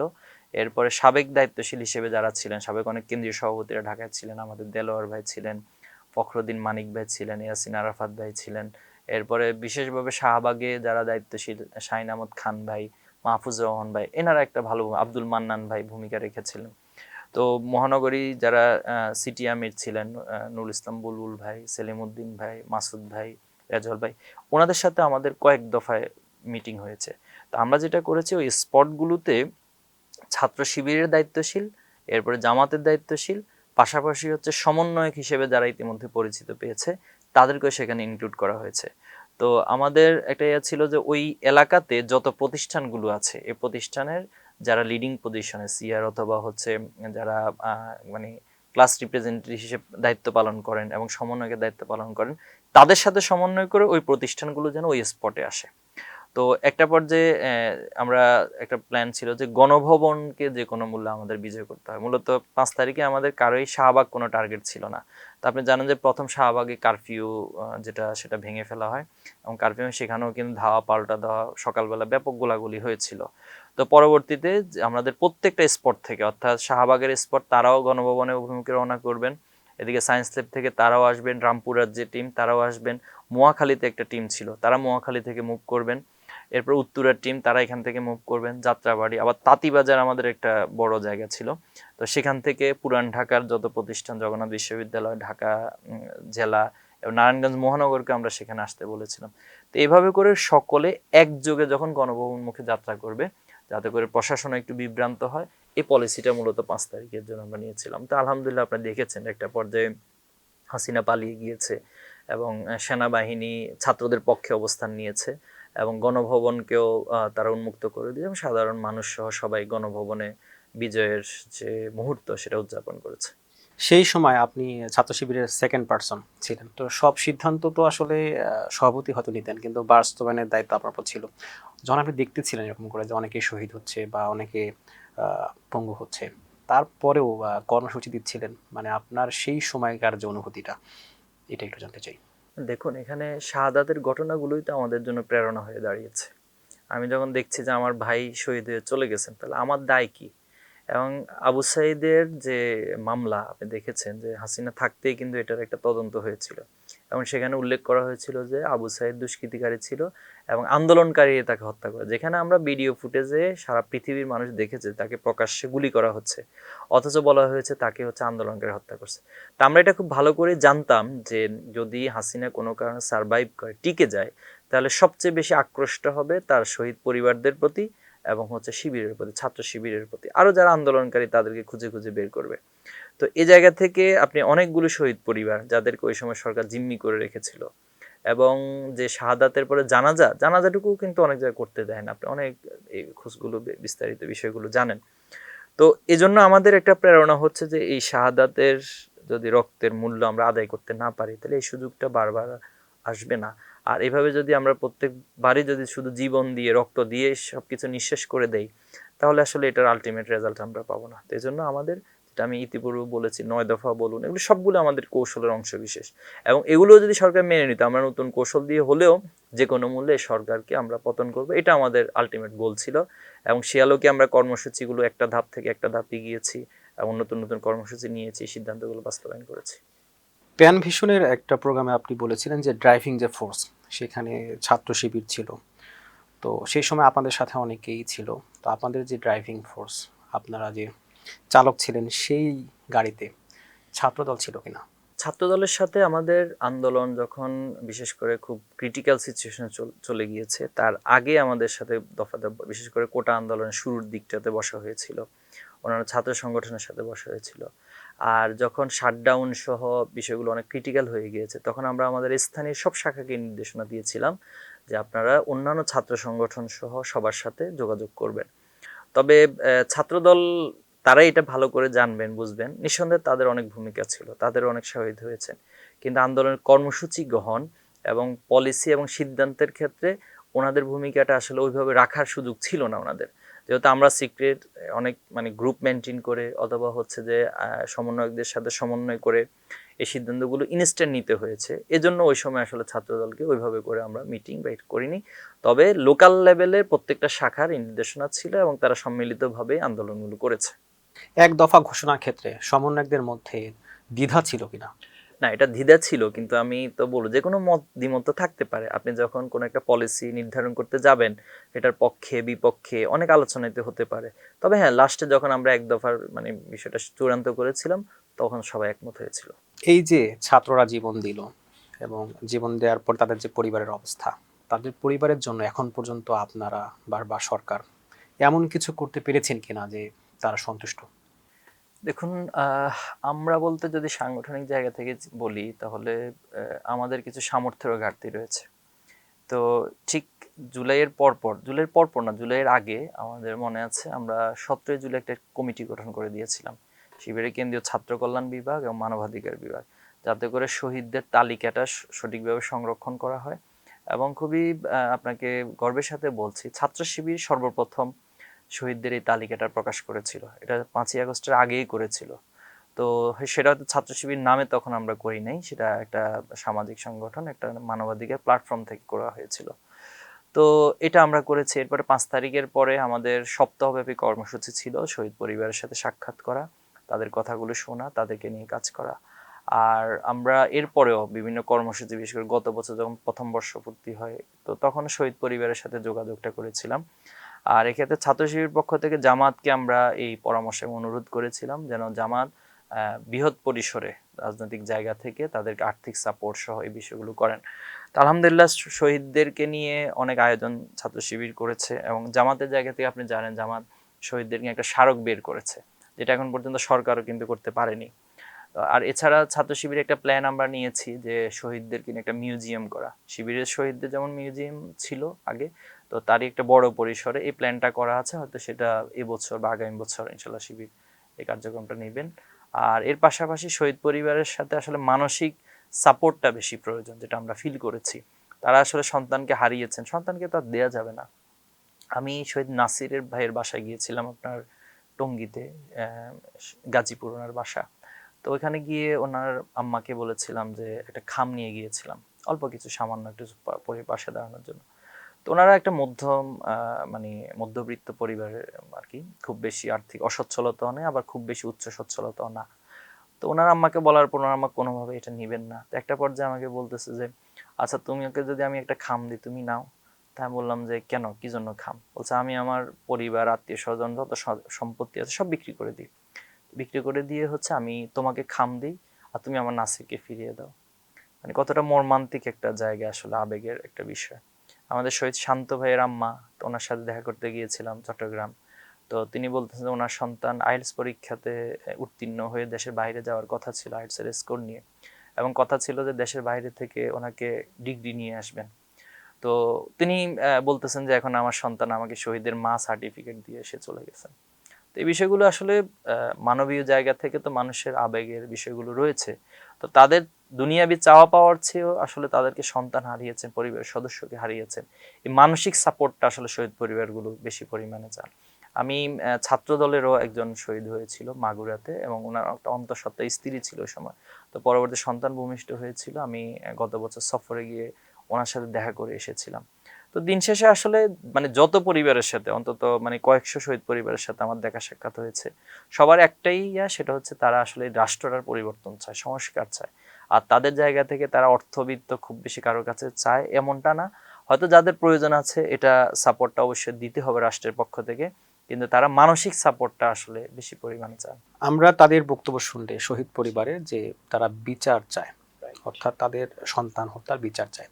তো সেই জায়গায় আসলে আপনারা রাজনৈতিক সংগঠন যারা আছেন, ছাত্র সংগঠন আছে, যে দায় ছিল সেটা কি করতে পেরেছেন? এটা দায়টা আমরা বলবো না যে 100% আমরা করতে পেরেছি।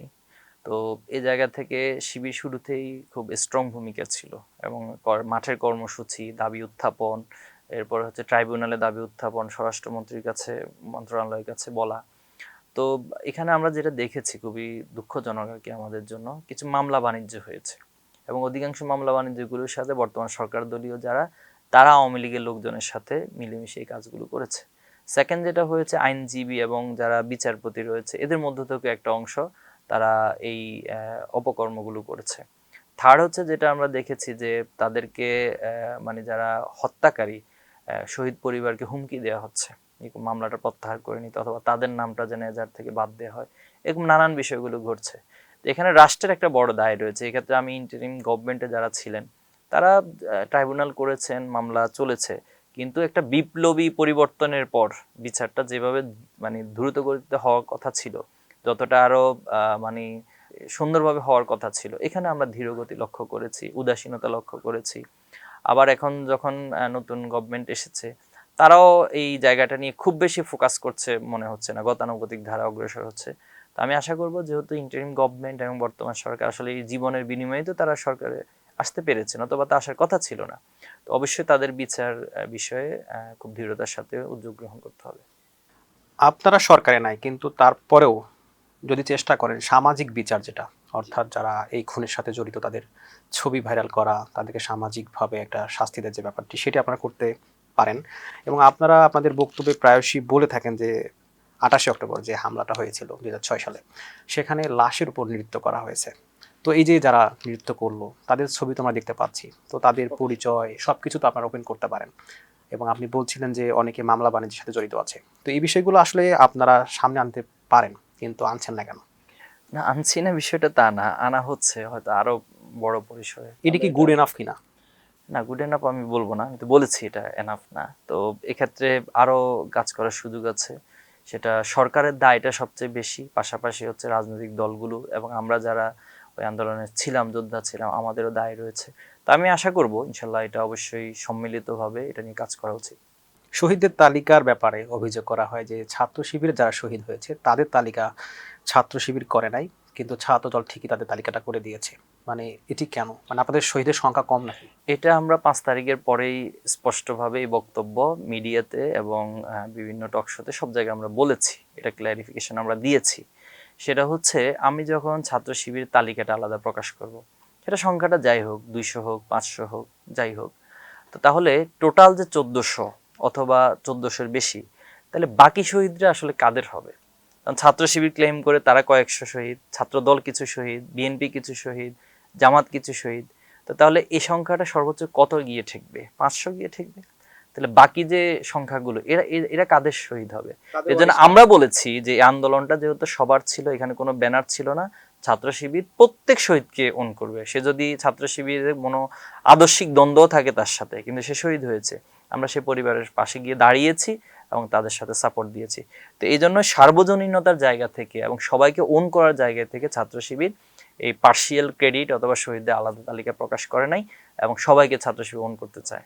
ব্যাপারটা এরকম ছিল কিনা যে যদি শিবির তাদের শহীদের তালিকা লিখে দিত তাহলে হয়তো তাদেরকেও কটাক্ষ করা হতো? এখন আমরা যেমনটা দেখতে পাচ্ছি যে আপনি জানেন যে ঢাকা বিশ্ববিদ্যালয়ের ডাকসুর একজন সম্পাদক আছেন, জসিম, তাকে আজকে দেখলাম যে একটা জায়গায় কমেন্ট করেছে যে কানা জসিম, তিনি চোখ হারিয়েছেন।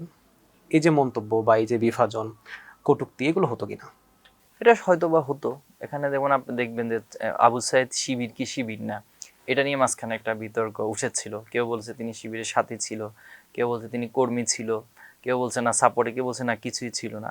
আসলে আমরা এই বিতর্কগুলোতে কোনোভাবে যেতে চাই না। একজন জুলাই যোদ্ধা, তিনি যে মতাদর্শেরই হোক, তিনি শিবিরে যদি দায়িত্বশীল হোক অথবা তিনি যদি অন্য কোনো দলের যেই হোক, আমরা তার প্রতি পূর্ণ শ্রদ্ধা আমাদের জনশক্তির প্রতি যেভাবে দেখায় সেভাবে দেখাতে চাই। আপনি বলছিলেন যে 14-তে 18-তে 24-এ মানুষ স্বপ্ন দেখেছে, কিন্তু সেই স্বপ্ন পূরণ হয়নি, অর্থাৎ 5 বছর পরে যে স্বপ্নটা দেখা হয় যে সরকার পরিবর্তন হবে, হয়তো দেশের যে চিন্তাধারা সেটাও পরিবর্তন হবে। 24 পরবর্তী সময় আমরা দেখলাম যে শেখ হাসিনা পালিয়ে গেল। এরপরে যে পরিবর্তন আপনারা দেখেছিলেন, সেটিকে ওই স্বপ্নের সাথে তুলনা করলে সেই স্বপ্ন পূরণ হয়েছে? দেখুন, এখানে স্বপ্নের একটা দিক হচ্ছে মানে ইনস্ট্যান্ট ক্ষমতার পরিবর্তন। এবং অনেক মুরব্বী, আমি গ্রামে গঞ্জে যেখানে, অনেকে বলতো যে আমাদের জীবদ্দশায় যদি হাসিনার পতনটা দেখে যেতে পারতাম, এই আকাঙ্ক্ষাটা তারা প্রকাশ করতো। তো আসলে একটা ক্ষমতার পরিবর্তনটা এটা যেমন গুরুত্বপূর্ণ, আবার রাষ্ট্রের প্রত্যেকটা ইস্যুতে তার একটা কালচারাল পরিবর্তনটা গুরুত্বপূর্ণ। তা আমরা তো দেখেছি যে ইন্টারিম গভর্নমেন্ট মানুষের দাবির প্রেক্ষিতে সংস্কার কমিশন গঠন করেছিল। তো সংস্কার কমিশন লম্বা সময় ধরে ধরে সবগুলো দলের সাথে আলাপ করেছে, আলোচনা করেছে, এবং তারা একটা প্রস্তাবনা রেডি করেছে। এখানে আমরা দেখেছি যে বিএনপি সহ রাজনৈতিক গুরুত্বপূর্ণ কিছু দল তারা নোট অফ ডিসেন্ট দিয়েছে। তো এই নোট অফ ডিসেন্টটা যখন দিয়েছে তখন আমাদের মাঝে একটা শঙ্কা তৈরি হয়েছে, তাহলে তারা কি আসলে আন্দোলনটাকে বুঝতে পারছে? এই জুলাইয়ের বিপ্লবের যে স্পিডটা, এটা কি তারা বুঝতে পারছে? তো আমাদের এই প্রশ্নগুলো তৈরি হয়েছে। এবং সর্বশেষ স্বরাষ্ট্রমন্ত্রী তিনি একটা মন্তব্য করেছেন সংসদে যে আমরা জুলাই সনদে স্বাক্ষর করেছি মূলত নির্বাচনটা যেন দেরি না হয়। তো তাহলে কি আমরা কি আসলে ক্ষমতার পরিবর্তনটা এখানে মুখ্য না? ক্ষমতার পরিবর্তনটা মুখ্য না, বরং ক্ষমতার পরিবর্তনের মধ্য দিয়ে আমরা যে ফ্যাসিবাদী কাঠামো এটাকে ভেঙে চুরে দিতে চাই এবং নতুন একটা কালচার এখানে তৈরি করতে চাই। এখানে আসলে ইয়াংরা আসতে চায়। যেমন আপনি যদি আমার কথা বলি, আমি ছোটবেলায় যখন শিবিরে সম্পৃক্ত হয়েছে, আমার আব্বা এটা নিয়ে খুব বিরোধী ছিলেন এবং আব্বা কোনোভাবে আমি শিবির কন্টিনিউ করে এটা চান নাই। এটা অন্যতম কারণ ছিল আসলে বাংলাদেশের যে নোংরা রাজনীতি, এই রাজনীতির সাথে যেন জড়িত না হয়। কিন্তু বাস্তবতা হচ্ছে যে আসলে এই নোংরা রাজনীতিকে যখন আপনি ভালো একটা পরিবেশ দিতে পারবেন, এখানে বিদ্বেষের রাজনীতির পরিবর্তে যখন উদারতার রাজনীতি চর্চা হবে, তখন ইয়াংরা আসলে উৎসাহ ফিল করবে এবং তারা রাজনীতিতে আসবে, এটা দেশের পরিবর্তন হবে। তো আমাদের যেটা হয়েছে, ধরেন একটা সময় আওয়ামী লীগ ক্ষমতা ছিল, একবার বিএনপি ক্ষমতা ছিল, তো তারা আসলে রাষ্ট্রের অবকাঠামো বা রাষ্ট্রের এই কালচারাল জায়গাগুলোকে সংস্কারের কখনো উদ্যোগ গ্রহণ করে নাই। তারা তাদের ক্ষমতার পালাবর্তন মানে পরিবর্তন করেছে। তবে এই মুহূর্তে আমি জনাব তারেক রহমান মাননীয় প্রধানমন্ত্রী, যেভাবে হোক তিনি প্রধানমন্ত্রী হয়েছেন, বাট এই মুহূর্তে তিনি যদি জুলাইকে ওন না করে, তিনি যদি শহীদদের রক্তগুলোকে ফিল না করে, শাহাদাতের ঘটনাগুলোকে ফিল না করে এই রাষ্ট্র পরিচালনা করে থাকেন, অথবা সংস্কারগুলোকে জুলাই সনদকে অবজ্ঞা করেন, আমি আপনাকে চ্যালেঞ্জ করছি, ওনাকে এটার পরিণতিটা অবশ্যই ভোগ করতে হবে। সেটা আজ না হোক কাল, কাল না হোক পরশু, সেটা কয়েক বছর পরে হলেও এই পরিণতি অবশ্যই ভোগ করতে হবে। আমরা দেখলাম যে এই সফলতার পরে একটা সরকার হলো, অন্তর্বর্তীকালীন সরকার। সেই সরকার নিয়ে অনেকের অভিযোগ যে বিপ্লবী সরকার হয় নাই, বা ওই যে প্রেরণার কথা বলি জুলাই, সেটি তারা ধারণ করে না, একটা এনজিও সরকার হিসেবে কাজ করেছে। এইখানেই যে আপনারা প্রথম থেকেই ছিলেন, এরপরে বিপ্লবটা এই অবস্থায় গেল, মানে আপনারা কি সে সময় উদাসীন ছিলেন কিনা? উদাসীন আমি বলবো না, যেহেতু ছাত্র শিবিরের জায়গা থেকে আমরা তো একটা ছাত্র সংগঠন। তো এখানে একটা প্রসঙ্গ আপনাকে বলে রাখি, জুলাই পরবর্তী অর্থাৎ 5ই আগস্টের পর যখন উপদেষ্টা পরিষদ গঠনের বিষয় নিয়ে আলাপ আলোচনা হচ্ছে, তো তখন আমরা পরামর্শ দিয়েছিলাম ছাত্র শিবিরের জায়গা থেকে, সাদিক ক্যামের মাধ্যমে সমন্বয়কদেরকে এই পরামর্শটা দেওয়া হয়েছিল যে কোনো ছাত্র ভাই বা শিক্ষার্থীরা যেন উপদেষ্টা পরিষদে না যায়। তো এখানে আমাদের লজিকটা ছিল হচ্ছে, যখন কেউ একজন উপদেষ্টা পরিষদের পার্ট হবে, তো এখানে তো আন্দোলন তো ভূমিকার আসলে আপনি মাত্রা ঠিক করতে পারবেন না, কার কতটুকু কি পরিমাণ ভূমিকা ছিল। প্রাইভেট ইউনিভার্সিটি, পাবলিক ইউনিভার্সিটি, মাদ্রাসা, স্কুল, কলেজ, সকল শ্রেণী পেশা, তো সবার ভিতরে আসলে তখন ওই ক্ষমতা কেন্দ্রিকতাটার বিষয়টা মাথায় আসবে। তো আমরা চেয়েছিলাম যে বৈষম্যবিরোধী প্ল্যাটফর্মটাকে একটা নিরপেক্ষ জায়গায়, একটা ইউনিক জায়গায় রেখে, এবং এটা পার্মানেন্ট একটা মানে প্ল্যাটফর্ম হিসেবে থাকবে। ইন্টারিম গভর্নমেন্টের জন্য এটা প্রেসার গ্রুপ হিসেবে কাজ করবে, ভবিষ্যতে যে সরকারই আসুক না কেন যেন বৈষম্যবিরোধী প্ল্যাটফর্মটা জুলাই স্পিডটাকে অন করে প্রত্যেকটা সরকারকে একটা প্রেসার গ্রুপ হিসেবে অবস্থান বা ভূমিকা রাখতে পারে। তো তখন দেখা গেল যে না, আমাদের এই পরামর্শটা গ্রহণের ক্ষেত্রে তাদের দ্বিমত ছিল। পরবর্তীতে দেখেছেন 2জন গিয়েছে, এরপর লাস্টে আরো একজন গিয়েছে, তিনি মাস্টার মাইন্ড হয়েই কিন্তু সেখানে গিয়েছেন। তো যেভাবে হোক তিনি সেখানে গিয়েছেন, যাওয়ার পর আপনি দেখেছেন যে এই যে পাবলিক প্রাইভেটের একটা দ্বন্দ্ব কিন্তু শুরু হয়েছে। এরপর সমন্বয়কের যে ব্যানারটা ছিল, এটা যাচ্ছে তাই সেখানে যেখানে সেখানে এটা ব্যবহার করা শুরু হয়ে গেল। এবং আমরা দেখি যে ট্রল করা শুরু হচ্ছে, কোনো একজন ব্যক্তি ভাড়া দিবেন না বাসে, তিনি সমন্বয়কের পরিচয় দিচ্ছেন। তো এটার জন্য কিছু ব্যক্তির যে স্বার্থবাদিতা এটা দায়ী ছিল। তো আপনি যেটা বলছেন আমরা উদাসীন কিনা, না, আমরা উদাসীন ছিলাম। আমরা আমাদের জায়গা থেকে প্রত্যেকটা রাজনৈতিক দলকে পরামর্শ দিয়েছিলাম, জামাতকে আমরা অনেকগুলো পরামর্শ দিয়েছিলাম যে আপনারা এভাবে করে মন্ত্রণালয়গুলোর জন্য প্রেশার গ্রুপ তৈরি করুন, যাতে করে মন্ত্রণালয় যদি কোনো কিছু ঠিকভাবে ফাংশন না করে তাতে করে ভূমিকা রাখা যায়, এই বিষয়গুলো করার জন্য পরামর্শ দিয়েছিলাম। তো মূল কথা হচ্ছে ছাত্র শিবিরের জায়গা থেকে আমরা সরকারের পার্ট হয়ে যাওয়া, এটা আমরা আমাদের জন্য সে সময় কল্যাণ বা ভালো মনে করি নাই। সেই সময় যারা গেল মানে তারা কি ব্যাখ্যা দিয়েছিল নাকি আপনি যেমনটি বলছিলেন যে স্বার্থের কারণে গিয়েছে? হ্যাঁ, তারা ব্যাখ্যা দিয়েছিল যে যেহেতু আন্দোলনটা বৈষম্য বিরোধী প্ল্যাটফর্ম থেকে হয়েছে, তারা যদি সেখানে থাকে তাহলে ছাত্রদের প্রতিনিধি হিসেবে তারা সেখানে ভূমিকা রাখতে পারবে। তো আমাদের যুক্তি ছিল যেহেতু বৈষম্য বিরোধী প্ল্যাটফর্ম, এখানে আপনি উপদেষ্টা হয়ে যে ভূমিকা রাখতে হবে তা তো না, আপনি এখানে একটা কমিটি থাকবে, টিম থাকবে, সমন্বিত টিম থাকবে, সেখানে প্রত্যেক স্টেকসের একটা মানে সমন্বিতভাবে কমিটিটা হবে। দেন সেটা সরকারকে বিভিন্ন ইস্যুতে আপনি সাজেশন দিবেন অথবা তাদের কাছে দাবি দেওয়া উত্থাপন করবেন, তারা সেটা মেনে নিবে, এভাবে করা যেত। এটা আমাদের লজিক ছিল। কিন্তু তাদের লজিক ছিল হচ্ছে যে উপদেষ্টা পরিষদে না গেলে আমরা আমাদের ইচ্ছাগুলো দাবিগুলো পূরণ করতে পারবো না। এখানে আরো অনেকে এসেছিল, তাদের সাথেও এই ব্যাপারে কথা হয়েছে। তারা আপনার মতো করেই বলেছে যে অনেকেই চাইতো না যে ছাত্ররা সেখানে যাক। তাহলে যারা গিয়েছিল শুধুমাত্র কি ব্যক্তিগত স্বার্থে? ব্যক্তিগত স্বার্থ আমি আসলে এটা বলবো না, কারণ হচ্ছে পরবর্তীতে আপনাদের মিডিয়ার মাধ্যমে তাদের অনেকগুলো বিষয় উঠে এসেছে যে তারা আসলে স্বার্থ মানে ছাত্রদের স্বার্থকে প্রাধান্য না দিয়ে তারা নিজেদের একটা অবস্থান, রাজনৈতিক একটা অবস্থানের দিকে তাদের মনোযোগটা বেশি চলে গিয়েছে এবং তারা রাষ্ট্রের কাঠামোর পরিবর্তনের চেয়ে নিজেদের রাজনৈতিক কাঠামো পরিবর্তনের দিকে তাদের মনোযোগটা বেশি গিয়েছে। এজন্য আপনি দেখবেন যে একটা হিরোইক পজিশন থেকে একটা পর্যায়ে অনেকগুলো চরিত্র ছিল যারা একটা ভিলেনের মতো অবস্থান তৈরি হয়ে গেছে। তো যাই হোক, আমি এই আলোচনাগুলো কাউকে বড়ও করতে চাই না, কাউকে ছোটও করতে চাই না, কিন্তু আমাদের যদি আমরা আরো উদার হইতাম, আমরা যদি পুরো টেকনাফ থেকে তেঁতুলিয়া পর্যন্ত প্রত্যেকটা শহীদ, প্রত্যেকটা আহত রক্তকে ওন করতে পারতাম, তাহলে আমাদের ভূমিকাগুলো ভিন্ন হতো। আপনি মাহফুজ আলম প্রসঙ্গে বলছিলেন যে তিনি মাস্টার মাইন্ড হিসেবে সেখানে গিয়েছেন। আমরা তো দেখলাম যে তার এই ফটোকার্ড ভাইরাল হওয়ার পরে আপনাদের অনেক জনশক্তি তারা প্রচার করেছে যে সেই শিবিরের সেই মাস্টার মাইন্ড, মানে তারাও সেখানে সে সময় ক্রেডিট নিয়েছে। না দেখুন, শিবিরের ক্রেডিট আমরা কখনোই আমাদের অফিসিয়ালি কখনো বলি না। ব্যক্তি বিশেষ হয়তো, এখন তো সোশ্যাল মিডিয়া তো একটা উন্মুক্ত ময়দান, আপনার এই যে আজকে যে মিডিয়া আপনি এখানে কন্টিনিউ করছেন, তো এই জায়গাটা আসলে কাউকে থামিয়ে রাখা, কাউকে দিয়ে কিছু বলা, এটার আসলে কোনো সীমা পরিসীমা নির্ধারণ করা যায় না। বাট অফিসিয়ালি আমরা কখনোই জুলাই কেন্দ্রিক কোনো ক্রেডিট আমরা দাবি করেছি বিষয়টা তা না।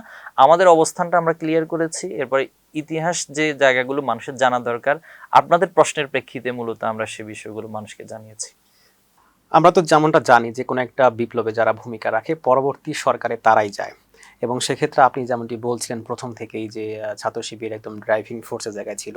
তো আপনাদের মতাদর্শ লালন করে জামাত বা আপনারা তাদেরটা লালন করেন, তারা সরকারে যেতে পারলো না। তারা কি আসলে গণমুখী রাজনীতি না করার কারণে, অনেকে যেমনটা অভিযোগ করে, এই কারণে তারা সরকার যেতে পারলো না, নাকি তাদের আসলে আরো অন্য ঘাটতি ছিল? এটার বিশ্লেষণটা আসলে অনেক বড়। তা আমি যদি সংক্ষেপে বলি একেবারে, সেটা হলো আসলে বিএনপি যেহেতু ইতিপূর্বে ক্ষমতায় ছিল, তারা রাষ্ট্র পরিচালনা করেছে, তাদের এই অভিজ্ঞতাটা ছিল রাষ্ট্রের প্রত্যেকটা উইংস বা প্রত্যেকটা অর্গানগুলো কিভাবে ফাংশন করে। তো তারা এই বিষয়গুলো খুব চমৎকারভাবে কিন্তু ডিল করেছে, তাদের মতো করে একটা রাজনৈতিক অ্যাপ্রোচ দিয়ে সেগুলোকে ডিল করেছে। আর জামাত যেহেতু আসলে কখনো ক্ষমতায় ছিল না, তেন জামাত আসলে এই অর্গান সম্পর্কে তাদের খুব বেশি এক্সপিরিয়েন্সও ছিল না, যে একটা রাষ্ট্রের আসলে কোন জায়গা থেকে কোন জিনিসটা কিভাবে ফাংশন করে। তো এটা আমি মনে করি জামাতকে অনেক বেশি পিছিয়ে দিয়েছিল। আর একটা বয়ান যেটা দাঁড়ি হয়েছে যে জামাত রাষ্ট্র পরিচালনা করতেছে, আসলে বিষয়টা কিন্তু এমন ছিল না। বরং আপনি যদি পরবর্তীতে যে উপদেষ্টা পরিষদে যারা ছিল, এর মধ্যে তো একজন সরাসরি মন্ত্রিত্বই পেয়ে গেলেন এই সরকারের পরে। তো দেখেন, তারা জামাতকে একদিকে ব্লেম দেয় আর নিজেরা সব হচ্ছে ফয়দাগুলো বিএনপি নিজেদের জায়গা থেকে সব হাসিল করে নিয়েছিল। এবং কয়েকজন উপদেষ্টা তো পরবর্তীতে মন্তব্য এসেছে মিডিয়ার মাধ্যমে যে জামাত যাতে কোনোভাবে ক্ষমতায় না আসে, এই জিনিসটা ওনারা ওনাদের জায়গা থেকে নিশ্চিত করেছেন। তো এগুলো আসলে আমাদের রাষ্ট্রের জন্য খুবই অ্যালার্মিং ছিল। আমি শুরুতেই বলেছি, বিপ্লব করার পর একটা বিপ্লবী চেতনা এবং বিপ্লবের স্পিরিটটাকে মনের মধ্যে লালন করতে হয়। আর কোন একটা পার্সিয়াল বা একটা স্থানকে মাথায় না রেখে যদি টেকনাফ থেকে তেঁতুলিয়া পর্যন্ত, সে আমার সিলেটে যারা শহীদ হয়েছে এই প্রত্যেকটা শহীদকে ধরে ধরে যদি আমি অন্তরে রাখতে পারতাম, আমার মাগুরাতে যারা শহীদ হয়েছে, আমার নরসিংদীতে যারা শহীদ হয়েছে, কুমিল্লায় যারা শহীদ হয়েছে, কক্সবাজারে যারা শহীদ হয়েছে, প্রত্যেককে যদি মনের মধ্যে অন করতে পারতাম, তাহলে তারা যদি লিড দিত, তাহলে আসলে স্পিরিটটা ভালোভাবে ধারণ করা যেত। আপনি বলছিলেন যে রাষ্ট্রীয় বিভিন্ন প্রতিষ্ঠান বোঝার ক্ষেত্রে জামাতের ঘাটতি ছিল বা গ্যাপ ছিল, তো এখন তো জামাত বিরোধী দলের জায়গা আছে, কোনো পরিবর্তন লক্ষ্য করছেন কিনা? আমি দেখুন এক্সপিরিয়েন্স মানে ঘাটতি এটা না, কিন্তু অ্যাডভান্স লেভেলে জামাতের চেয়ে কম্পারেটিভলি বিএনপি এগিয়ে ছিল বলে তারা জিনিসগুলোকে তাদের মতো করে মেকানিজম করে আদায় করে নিতে পেরেছিল। জামাতকে এখন এখানে ইন করা শুরু করছে কিনা? অবশ্যই জামাত এখন বিরোধী দল হিসেবে আছেন, প্রধান বিরোধী দল, অবশ্যই তারা বাস্তবতা বুঝতেছেন। ইতিমধ্যে জামাতের ছায়া মন্ত্রিসভা গঠন করা হয়েছে, হয়তো পাবলিকলি এখনো ইয়া করে নাই। আমরা ছাত্র সংসদ নির্বাচনগুলো প্রসঙ্গে আসতেছি। আমরা দেখলাম যে আপনারা পাঁচটি বিশ্ববিদ্যালয়ে ভালোভাবেই জিতেছেন। তো গণঅভ্যুত্থানের পরবর্তী সময়ে মানে এই প্ল্যানটা কি আমাদের প্রধান প্ল্যান ছিল কিনা? না, প্রধান প্ল্যান এটা বলবো না, বাট আপনি 9 দফার মধ্যে একটা দফা ছিল যে ছাত্র সংসদগুলো নির্বাচনের দাবি কিন্তু সেখানে ছিল, এবং 9 দফার প্রত্যেকটা দাবিকে আমরা পরবর্তীতে সর্বোচ্চ গুরুত্ব দিয়েছি। তো তারই একটা অংশ হিসেবে ছাত্র সংসদ নির্বাচন 5ই আগস্টের পরেই কিন্তু আমরা এই দাবি উত্থাপন করেছি। যেহেতু আগে আসলে দলীয় একটা প্লেবার দিয়ে সবসময় শিক্ষার্থীদেরকে শাসন করা হতো, অথবা এক ধরনের গোলামিতন্ত্র কায়েম করা হতো, নির্যাতন করা হতো, জোর করে নেওয়া হতো। বাট শিক্ষার্থীদের প্রকৃত প্রতিনিধি যদি উঠে আসে তাহলে তার দায়বদ্ধতা যেমন বেশি থাকবে, এবং ক্যাম্পাস পলিটিক্স এবং ছাত্র রাজনীতির গুণগত পরিবর্তন হবে। তো এই জায়গাগুলো নিয়ে মূলত আমরা দাবি উত্থাপন করেছিলাম, এবং একটা পর্যায়ে তো নির্বাচন হয়েছে। আপনারা জিততে পারবেন বলেই কি দাবি উত্থাপন করেছিলেন, নাকি আগে থেকেও করেছিলেন? না দেখুন, জিততে পারবো কিনা এটা তো আর আমরা নির্বাচনের আগে তো এটা কেউ বলতে পারে না। তবে আমাদের প্রত্যাশা ছিল, একটা আত্মবিশ্বাসের জায়গা ছিল যে বাংলাদেশে আসলে রাজনীতির যে একটা নোংরা সংস্কৃতি তার বিপরীতে, যেহেতু ইতিপূর্বে আসলে শিবির তার নিজস্ব ব্যানারে ক্যাম্পাসগুলোতে প্রোগ্রাম করতে পারে নাই, তো সেখানে আমরা যখন আমাদের কার্যক্রমগুলো ওপেন করলাম, শিক্ষার্থীরা বিমোহিত হলো এবং শিবিরের এই কাজগুলোকে তারা অ্যাপ্রিসিয়েট করলো, এবং তারা যেটা বলেছে আসলে তারা এই পলিটিক্সটা ক্যাম্পাসে চায়, যে ছাত্র কল্যাণমূলক একটা মানে রাজনীতি সেখানে হবে, শিক্ষার্থীদের কল্যাণ যেন হয়, তাদের একাডেমিক জায়গাগুলো যেন সাপোর্টিভ হয়। এরপরে হচ্ছে সেখানে পলিসি নিয়ে নানান আলাপ আলোচনা হবে, এরপরে পড়াশোনা একাডেমিক জায়গাটাকে জোর দেওয়া হবে, তাদের ক্যারিয়ার ওরিয়েন্টেড প্রোগ্রাম আদি থাকবে। তো এই বিষয়ের কারণে আলহামদুলিল্লাহ শিবিরকে তারা গ্রহণ করে নিয়েছে। সেই সময় আপনি সভাপতি ছিলেন এবং আমরা দেখলাম যে ছাত্র সংসদ নির্বাচনগুলোতে ইনক্লুসিভ প্যানেল দেওয়া হলো। এই প্ল্যানটা কার ছিল? না, এই প্ল্যানটা কার ছিল আসলে এটা তো এই বিষয় না, এটা শিবিরের প্ল্যান ছিল। তো যেহেতু শিবিরের কেন্দ্রীয় সভাপতি, আমার উপর তো এটা এক্সট্রা দায়িত্ব। আর ছাত্র সংসদ নির্বাচনের ক্ষেত্রে এটা আমি স্পেশালি এই বিষয়গুলো দেখভাল করেছিলাম। আমাদের কেন্দ্রের কয়েকজন সেক্রেটারির সাথে কমিটি করা হয়েছিল, প্রত্যেকটা ইউনিভার্সিটির জন্য আলাদা আলাদা কমিটি সেখানে ছিল। তো এই বিষয়গুলো করেছিলাম। আর এখানে আমি যেটা করেছি, আমরা সার্ভে করেছিলাম একটা প্রফেশনাল হাউসকে দিয়ে, যে আসলে শিক্ষার্থীরা কোন কোন বিষয়গুলোকে তারা প্রায়োরিটি দিতে চায় এবং কাদেরকে তারা নেতৃত্বের আসনে দেখতে চায়, এবং ব্যক্তি বিশেষে কার ইমেজ কেমন রয়েছে ক্যাম্পাসে সেটা আমরা যাচাই বাছাই করার চেষ্টা করেছি। কোন কোন কি ফ্যাক্টরসগুলো আছে যেটা নির্বাচনে ইমপ্যাক্ট করলে সেটা আইডেন্টিফাই করেছি। এরপর আমরা আমাদের সদস্য ভাইদের সাথে বসেছি, প্রত্যেকটা শাখা, ঢাকা ইউনিভার্সিটির সদস্য, সেক্রেটারিয়েট ভাইরা যারা আছেন, পরামর্শ সভা যারা আছেন, তাদের সাথে আমি পার্সন টু পার্সন কন্ট্যাক্ট করেছি। কন্ট্যাক্ট করে টোটাল ক্যাম্পাসটাকে বোঝার চেষ্টা করেছি, সংগঠনের মধ্যে যারা আছেন কাকে তিনি ভালো মনে করছেন, বেস্ট অপশন মনে করছেন এবং কেন মনে করছেন, এগুলোর একটা বিস্তারিত একটা হলিস্টিক জায়গা থেকে আলোচনা পর্যালোচনা করে মূলত আমরা এদিকে অগ্রসর হয়েছি। আর ইনক্লুসিভের যে বিষয়টা, কারণ হচ্ছে আসলে বাংলাদেশটা তো একক পার্টি বা আসলে একক দলের না, এখানে তো সবাই। আর জুলাইয়ের স্পিরিটে ছিল, আসলে জুলাইটা তখনই সফল হয়েছে যখন সবাই তার দলের বা নিজের আদর্শকে ঊর্ধ্বে রেখে, মানে নিজের আদর্শের ঊর্ধ্বে দেশকে প্রাধান্য দিয়েছেন এবং দেশের স্বার্থকে প্রাধান্য দিয়েছেন, তখনই কিন্তু আন্দোলন সফল হতো। আমাদের কাছে তখন এই অনুভূতিটা এসেছে, আমরা যদি শুধু পার্শিয়ালি আমাদের জনশক্তিকেই রাখি, অন্যদেরকে যদি সুযোগ না দিই আমাদের সাথে, তাহলে এখানে আসলে সবার অংশগ্রহণের মধ্য দিয়ে সবার হয়ে উঠাটা হবে না। এই জন্য আমরা এই চিন্তা থেকে ইনক্লুসিভ প্যানেল দিয়েছিলাম। আমরা দেখলাম যে ইনক্লুসিভ প্যানেলে সেখানে আপনাদের পাশাপাশি ছাত্রীরা এবং অন্য ধর্মেরও ছিল। তো আপনারা তো একটি ইসলামিক ছাত্র সংগঠন, তো সেই জায়গা থেকেই পরবর্তীতে বিভিন্ন জায়গায় প্রোগ্রাম করতে গিয়ে বা তৃণমূল পর্যায়ে প্রশ্নের সম্মুখীন হয়েছিলেন কিনা? হ্যাঁ, কিছুটা তো প্রশ্ন এসেছে। তখন আমরা তাদেরকে বুঝিয়ে বলেছি যে আল্লাহ সাল্লাল্লাহু আলাইহি ওয়াসাল্লাম যখন মক্কা থেকে মদিনায় গেলেন, আপনি জানেন মদিনার সনদ তিনি মানে তৈরি করেছিলেন।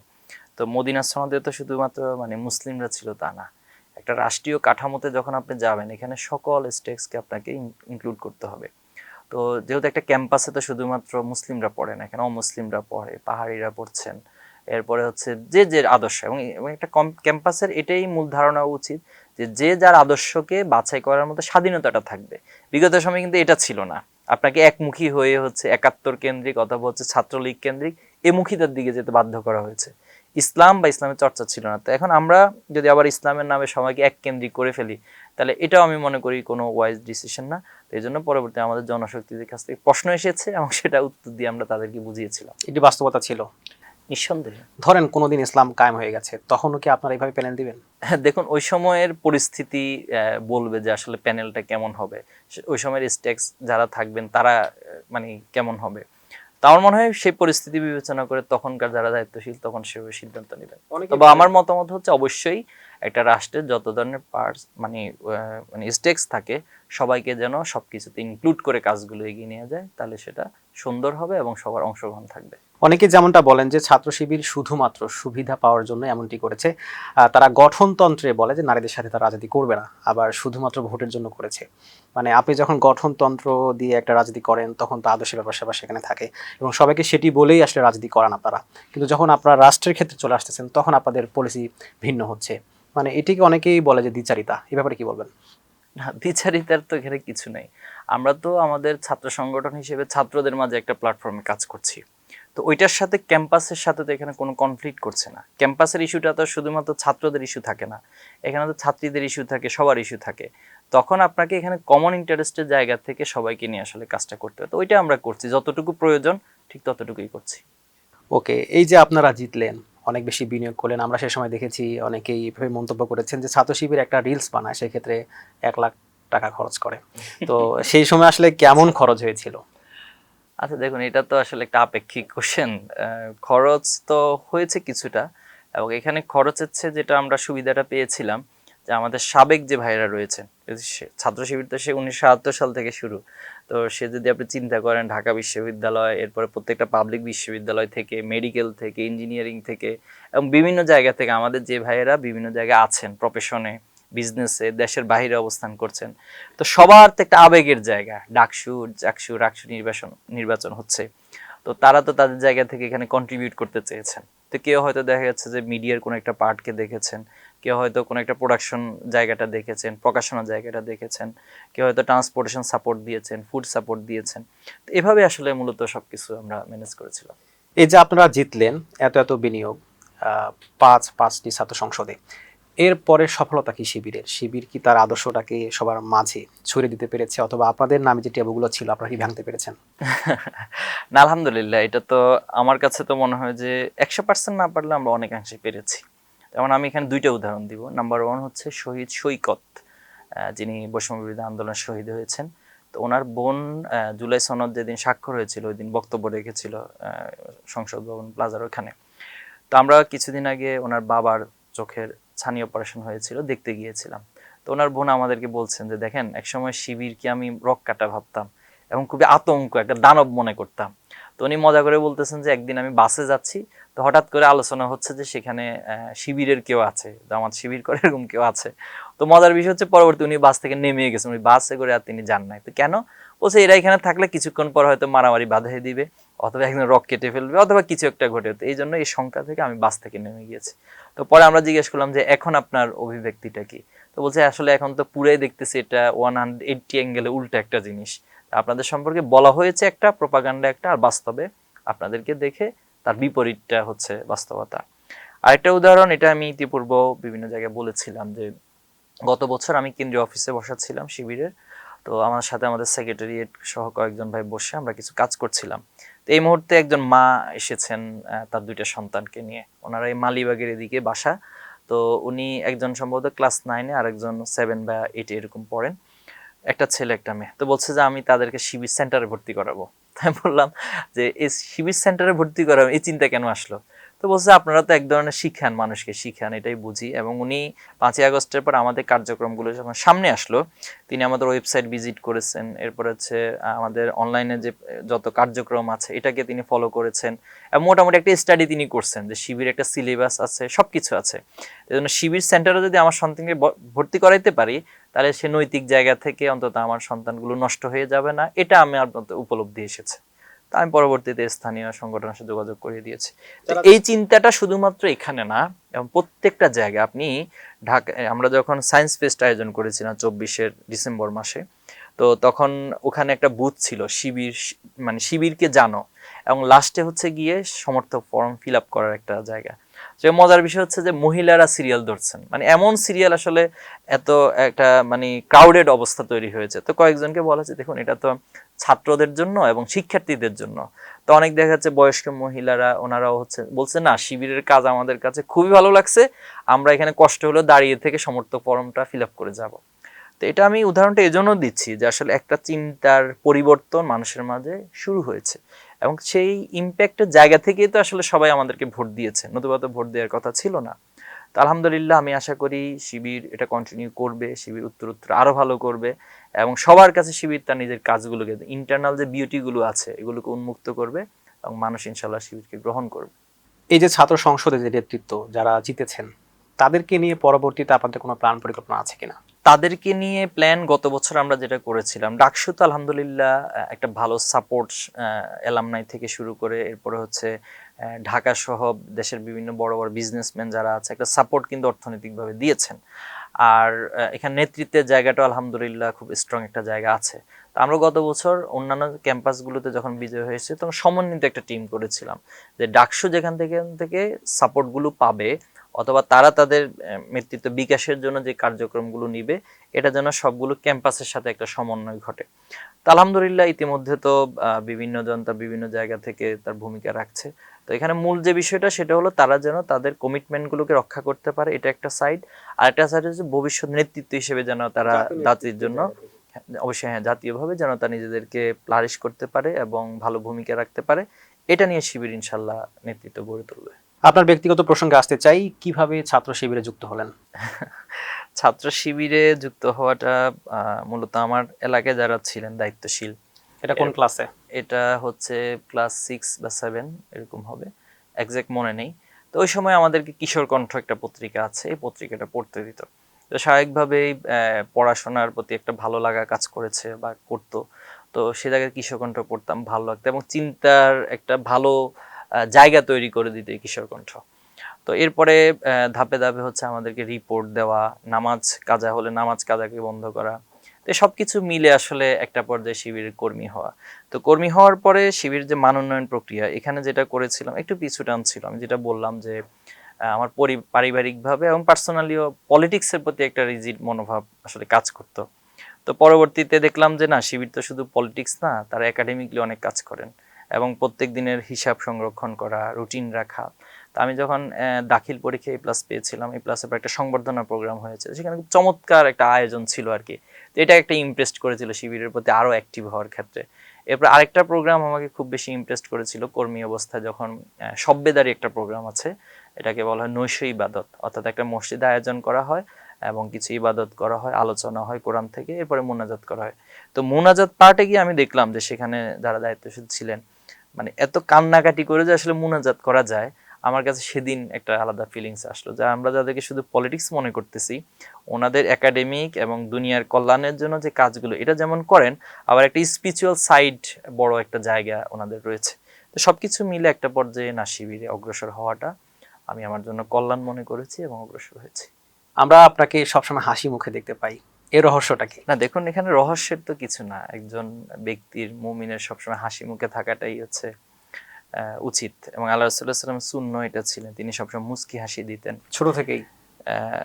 আল্লাহ রাসূলুল্লাহ সাল্লাম এটা না, আপনি ছোট থেকে হাসতেন কিনা এরকম? ছোট থেকে হাসতাম কিনা তো জানি না। তো স্বাভাবিকভাবে আমরা আমাদের দায়িত্বশীলদেরকে দেখেছি, এবং যাকে সবসময় হাসি মুখে প্রফুল্ল, তার প্রতি একটা আলাদা ভালোবাসা তৈরি হতো এবং ওনাদের কথাগুলো ভালো লাগতো। তো শিবিরের দায়িত্বশীলদেরও এটা এই বৈশিষ্ট্যটা আমি ছোটবেলায় যখন ছিলাম দেখেছি। তো সেখান থেকে শিখা ইসলামের নীতিমালা, তো সে আলোকে আসলে এটা আর কি। আর মানুষের তো আসলে মানসিক জায়গা থেকে উত্থান পতন থাকবে, মানুষ সবসময় আসলে ভালো অথবা এভাবে থাকবে, তা মাঝে মাঝে কিছু পরীক্ষা আসবে। তো ওই সময় আসলে আল্লাহর উপর তাওয়াক্কুল করাটা জরুরি। আপনার জীবনে যদি কখনো কোনো বিপদ আসে, কোনো মুসিবত আসে, পরীক্ষা আসে, তো ওই সময় আল্লাহর উপর তাওয়াক্কুল করার মধ্যে দিয়ে দেখবেন যে আপনার কাছে সেটা একটা ধৈর্যের জায়গা তৈরি হবে এবং একটা প্রশান্তি কাজ করবে। তো এই সবকিছু মিলে আসলে চেষ্টা করি। ইসলামের তো যে কোনো মানে রীতিনীতি বা যে কোনো সুন্নাহ নবীর প্রতিটার ইম্প্যাক্ট আছে। তো হাসির ইম্প্যাক্ট আসলে কি আপনাকে দেখার পরে কি কারো এরকম মনে হয় কিনা যে না, আশাব্যঞ্জক কিছু আপনার কাছ থেকে পাবে তারা? এটা যারা দেখে আসলে তারা ভালো বলতে পারবে। তো আমি তো বলেছি যে আমি যখন ছোট ছিলাম যাদেরকে দেখতাম হাসি মুখে থাকতো, প্রফুল্ল থাকতো, তো তাদের প্রতি আলাদা একটা ভালো লাগা এবং আশান্বিত থাকার মতো একটা মানসিকতা তাদেরকে দেখলে তৈরি হতো। তো সেই জায়গা থেকে হয়তো। আপনি বিয়ে করেছেন এবং এখন জামাত করছেন, পেশাগত জায়গা থেকে কি করছেন? পেশাগত জায়গা থেকে আমি একটা প্রাইভেট কোম্পানিতে যুক্ত আছি। তো ইতিমধ্যে একটা প্রাইভেট ইউনিভার্সিটিতে লেকচার হিসেবে জয়েন করার বিষয়ে মৌখিকভাবে কথাবার্তা হয়েছে। তো হয়তো ইমিডিয়েট সেখানে জয়েন করব। আর ফাইনালি হচ্ছে আমি এডুকেশন এবং রিসার্চ নিয়ে কাজ করতে চাই এবং এখানে কিছু নতুন উদ্যোগ আমি নিতে চাই ইনশাল্লাহ। যারা শিবির থেকে বিদায় নেন নেতৃত্ব পর্যায় থেকে, তাদের আসলে ব্যবসার দিকে যাওয়া উচিত নাকি গতানুগতিক যে চাকরি সেদিকে, কোনটাকে প্রেফার করেন? দেখুন, সবার তো ঝোঁক প্রবণতা একরকম থাকে না, এক একজন প্রতিভাগুলো একরকম থাকে। আমরা যদি ইসলামের দিকে তাকাই তাহলে দেখবেন যে খালিদ বিন ওয়ালিদ তিনি যুদ্ধে বা এই জায়গাগুলোতে সমরের জায়গাতে ওনার একটু প্রায় ছিল, ফোকাস ছিল। আল্লাহ রাসূল ওনাকে সেখানে কাজে লাগিয়েছেন। আব্দুর রহমান ইবনে আউফ ছিলেন, উনি বিজনেসের পার্সপেক্টিভে খুব ভালো বুঝতেন এবং যেখানে তিনি বিজনেসে হাত দিতেন জিরো থেকে একটা বড় জায়গায় তিনি পৌঁছে যেতেন। আবার আবু যর গিফারি অথবা আবু হুরায়রার যখন কথা আমরা বলি তখন দেখা যায় জ্ঞান সাধনার জায়গা। তো এই জন্য আসলে প্রত্যেক পার্সন টু পার্সন এটা ভ্যারি করে, যার ঝোঁক প্রবণতা যেদিকে। আমি মনে করি তিনি একাডেমিকলি ভূমিকা রাখতে পারেন, কেউ বিজনেসে রাখতে পারেন। তবে বাংলাদেশের প্রেক্ষাপটে যেহেতু আসলে এখানে কর্মসংস্থান একটা ঘাটতি রয়েছে, যদি কেউ উদ্যোক্তা হতে চায়, উদ্যোগ গ্রহণ করতে চায়, চ্যালেঞ্জ নিতে চায়, এই মানসিকতা থাকে, তাদেরকে অবশ্যই বিজনেসে যাওয়া উচিত এবং নতুন কর্মসংস্থানের একটা ভালো সুযোগ তারা তৈরি করতে পারবে। যারা জাতীয় নেতৃত্ব পর্যায় থেকে ভূমিকা রাখতে চায় তাদের কোন দিকে যাওয়া উচিত? না, আমি তো এটা বললাম আসলে এটা হচ্ছে ম্যান টু ম্যান ভ্যারি করে। কারো যদি একাডেমিক জায়গায় সাউন্ড হয় তাহলে তাকে প্রত্যেক দিনের অবশ্যই। যে কর্মঘণ্টা চাকরির, সেটি করে আসলে রাজনীতি করা কি খুব সহজ হবে? এটা তো আমাদের কালচারাল জায়গা। যেমন আমি মালয়েশিয়াতে গিয়েছিলাম গত বছরে। তো সেখানে এক সিনেট মেম্বারের সাথে আমার অ্যাপয়েন্টমেন্ট। তো ওনার সাথে দেখা করতে গেলাম, গিয়ে দেখছি হচ্ছে তিনি একটা রেস্টুরেন্টে একা একা বসে আছে। আমি যেতে 10 মিনিট লেট হয়েছিল। তো পরবর্তীতে আমরা ওনার সাথে প্রায় লম্বা সময় আলাপ করলাম। প্রায় ঘন্টাখানেক পরে ওনার পিএস আসছেন। তো পিএস যিনি এসেছেন তিনি আবার একটা ইউনিভার্সিটির অ্যাসিস্ট্যান্ট প্রফেসর ছিলেন। তিনি ওইখানে ক্লাস নিয়েছেন, ক্লাস শেষ করে ওনার সাথে মানে সিনেট মেম্বারের সাথে এসেছেন। তো এখানে যেটা দেখা যায় যে অন্যান্য কান্ট্রিগুলোতে এটা একাডেমিক সাইড, বিজনেস সাইড সব দিকটাই আছে এবং প্রফেশনাল জায়গাগুলো ঠিক রেখে সেটা করতে পারে। কিন্তু বাংলাদেশের আমাদের কালচারটার মধ্যে মনে হয় একটা জায়গায় ঘাটতি রয়েছে। যেমন আমরা যারা পলিটিক্স করি, ফুল টাইম পলিটিশিয়ান, তো এখানে যেটা ঘটে যে দেখা যায় তার অন্যদিকে আর মনোযোগ বা অন্য প্রফেশনটাকে রক্ষা করতে পারে না। তো এটার জন্য একটা হলিস্টিক জায়গা থেকে পুরো কাঠামোর কালচারাল পরিবর্তন যখন হবে তখন এই সুযোগগুলো তারা গ্রহণ করতে পারবে। আপনি দীর্ঘ সময় ধরেই ছাত্র শিবিরের যে রাজনীতি তার সাথে যুক্ত ছিলেন, শিবির নিয়ে আপনার পর্যালোচনা জানতে চাই। পরামর্শ জায়গা থেকে অথবা যে কাজগুলো করার দরকার ছিল আপনি করতে পারেন নাই? শিবিরের একটা জায়গা যেটা 5ই আগস্টের আগে ছিল যে আমরা সবার কাছে নিজেকে এক্সপ্লোর করতে পারিনি। তো আলহামদুলিল্লাহ এখন সেই যাত্রাটা শুরু হয়েছে। তো গত বছর আমরা ক্যাম্পাসগুলোতে গুরুত্বটা বেশি দিয়েছিলাম, ক্যাম্পাসের সংগঠন বা ক্যাম্পাসের জায়গা থেকে। তো আলহামদুলিল্লাহ এখানে আমাদের একটা পর্যায়ে আমরা অর্জন করেছি। কিন্তু এখন আসলে ক্যাম্পাসের সকল শিক্ষার্থীদের কাছে যে আদর্শিক দাওয়াতটা, এটা আমরা এখন এস্টাবলিশ করতে পারি না। দেখুন, একটা জিনিস হচ্ছে ইমেজ, একজন ব্যক্তির ইমেজ তৈরি হয়, একটা সংগঠনের ইমেজ তৈরি হওয়া, তাকে সবাই ভালো বলা। আরেকটা হচ্ছে সেই ভালোটাকে আমি গ্রহণ করে নেওয়া, আমার নিজের জন্য গ্রহণ করা। তো এই ভালো লাগার পাশাপাশি শিবিরকে যাতে সবাই গ্রহণ করে, এই জায়গাটা হচ্ছে আমাদের এখনো ঘাটতি আছে এবং এটা করতে হবে। আর আরেকটা জায়গা ছিল হচ্ছে যেমন স্কুল, কলেজ বা মাদ্রাসা, এই জায়গার কাজগুলোতে ক্যাম্পাসের বাইরের যে অঙ্গনগুলো রয়েছে এখানেও গত বছর আমরা খুব বেশি ফোকাস করতে পারিনি। তো এটা গত বছরের শেষে পরিষদ মিটিংয়ে সিদ্ধান্ত হয়েছে এবং ছাত্র শিবির এবছরও তার প্ল্যান এটা নিয়েছে, স্কুল, কলেজ, মাদ্রাসার ওই জায়গাগুলোতে যেন আমরা দাওয়াতি কাজ, আদর্শিক প্রচার প্রচারণাটা ভালোভাবে করা যায়। এটা আশা করি ইনশাল্লাহ শিবির সামনে অ্যাচিভ করবে। বর্তমানে শিবিরের যে অবস্থা এটি নিয়ে সামাজিক যোগাযোগ মাধ্যমে অনেকেই লিখেন এভাবে যে ছাত্র শিবির গণঅভ্যুত্থানের আগে যেভাবে ছিল, গণঅভ্যুত্থানের পরবর্তী সময় বা জামাত বিরোধী দলের জায়গায় যাওয়ার পরে শিবির জামাতে বিলীন হয়ে গেছে, আলাদাভাবে যে ফাংশন করার কথা সেভাবে দেখা যাচ্ছে না। এই ব্যাপারে কি বলবেন? বিলীন হয়ে গেছে এটার সাথে আমি একমত নই। কারণ আদর্শিক জায়গা থেকে শিবির নির্বাচন বা তার আগে পরে একটা সহযোগিতার পার্ট হিসেবে কাজ করেছে। যেহেতু বাংলাদেশের মানে নির্বাচনের মাধ্যমেই তো একটা বড় মানে রাজনৈতিক পট পরিবর্তন হয়, রাজনৈতিক অ্যাচিভমেন্টগুলো আসে। তো সেখানে তো শিবির আলাদা মানে আলাদা করে বসে থাকার সুযোগ নেই। তো সেখানে জামাতের সাথে অথবা যারা দেশপ্রেমিক ছিল অথবা 11 দলের সাথে শিবির সহযোগিতার পার্ট হিসেবে কাজ করেছে। তবে এই ক্ষেত্রে শিবিরকে যেটা শিবিরের মানে যাত্রা বা সবকিছু, শিবির একটা ইউনিক জায়গা রয়েছে। শিবিরকে সবাই আলাদাভাবে দেখে, আলাদা দৃষ্টিকোণ থেকে শিক্ষার্থীরা ভাবে। তো এই ভাবনার জায়গাটা যেন কোনোভাবে নষ্ট না হয়, এটা আমাদের সময় আমরা আলোচনা করেছি গত বছর, এবছরও নিঃসন্দেহে আলোচনা হয়েছে, এবং সামনের দিনও যারা শিবিরের দায়িত্বে থাকবে তাদেরকে অবশ্যই এই বিষয়গুলোতে সচেতন থাকা উচিত যে আমরা রাজনৈতিক কতটুকু প্রয়োজন, কতটুকু ইনভলভমেন্ট হলে পরে একটা রাষ্ট্রের জন্য কন্ট্রিবিউট করা যায়, আমার আদর্শের জায়গা থেকে কন্ট্রিবিউট করা যায়, ঠিক সেটাকে মেপে ঝোপে ততটুকুই কন্ট্রিবিউট করা, আর বাকি টোটাল সময়টা শিবির তার নিজস্ব যে পরিসর রয়েছে সেখানে যেন ইনভেস্ট করে। আপনি মনে করেন কিনা যে যে ইনভলভমেন্টের কথা বলা হচ্ছে এটি আসলে মানে আপত্তির জায়গা আছে? না দেখুন, ইনভলভমেন্টটা আপত্তির জায়গাটা আপনি কোথায় খুঁজে পান আমি জানি না। যেমন গত বছর আমাকে এক সাংবাদিক প্রশ্ন করেছিল যে আপনারা জামাতের সমাবেশে কেন যাচ্ছেন, আপনারা তো আলাদা সংগঠন।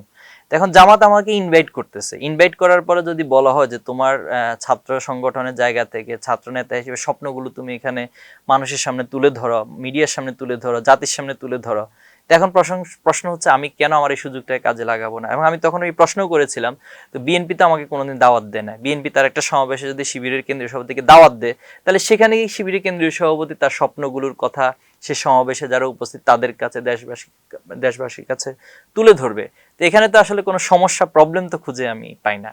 তো আমার দৃষ্টিকোণ থেকে একটাই কথা, সেটা হলো পলিটিক্যাল ইনভলভমেন্টটা দেশের স্বার্থে মূলত শিবির সহযোগিতা, আপনি কর্মপদ্ধতি খুঁজতে পাবেন, সহযোগিতা একটা পার্ট রয়েছে, সেটার অংশ হিসেবে শিবির সেটা করে। বাট শিবির রাজনীতির সাথে বিলীন হয়ে যাওয়া, এটার সাথে আমি একমত নই। আমরা দেখলাম যে সাম্প্রতিক সময়ে জামাতের যে যুব বিভাগ সেটি সামনে এসেছে, সেখানে সামাজিক যোগাযোগ মাধ্যমে অনেকেই লিখছেন যে সেই যুব বিভাগের যে দায়িত্ব, যে 2-3 জনের নাম বলা হচ্ছে সেখানে আপনার নাম আসছে। এই বিষয়টিকে আপনি কিভাবে দেখেন? যদিও দায়িত্বের জায়গা থেকে আমরা সেখানে আপনার নাম দেখতে পাই নাই। না আসলে দেখুন, যুব বিভাগের আমাকে মহানগর উত্তরের যে কমিটি সেখানে সদস্য হিসেবে আছি, আর মিরপুরের ওইখানে আছে। তো এখানে বড় বিষয় হচ্ছে আসলে দায়িত্ব, পদ বা পোস্ট, এটা কিছুটা গুরুত্ব আছে, তার চেয়ে বড় বিষয় হচ্ছে আসলে আপনার কন্ট্রিবিউট করার সুযোগ কতটুকু আছে, আপনি সেখানে কতটুকু কন্ট্রিবিউট করছেন, এটাকে আমরা মুখ্য হিসেবে দেখি।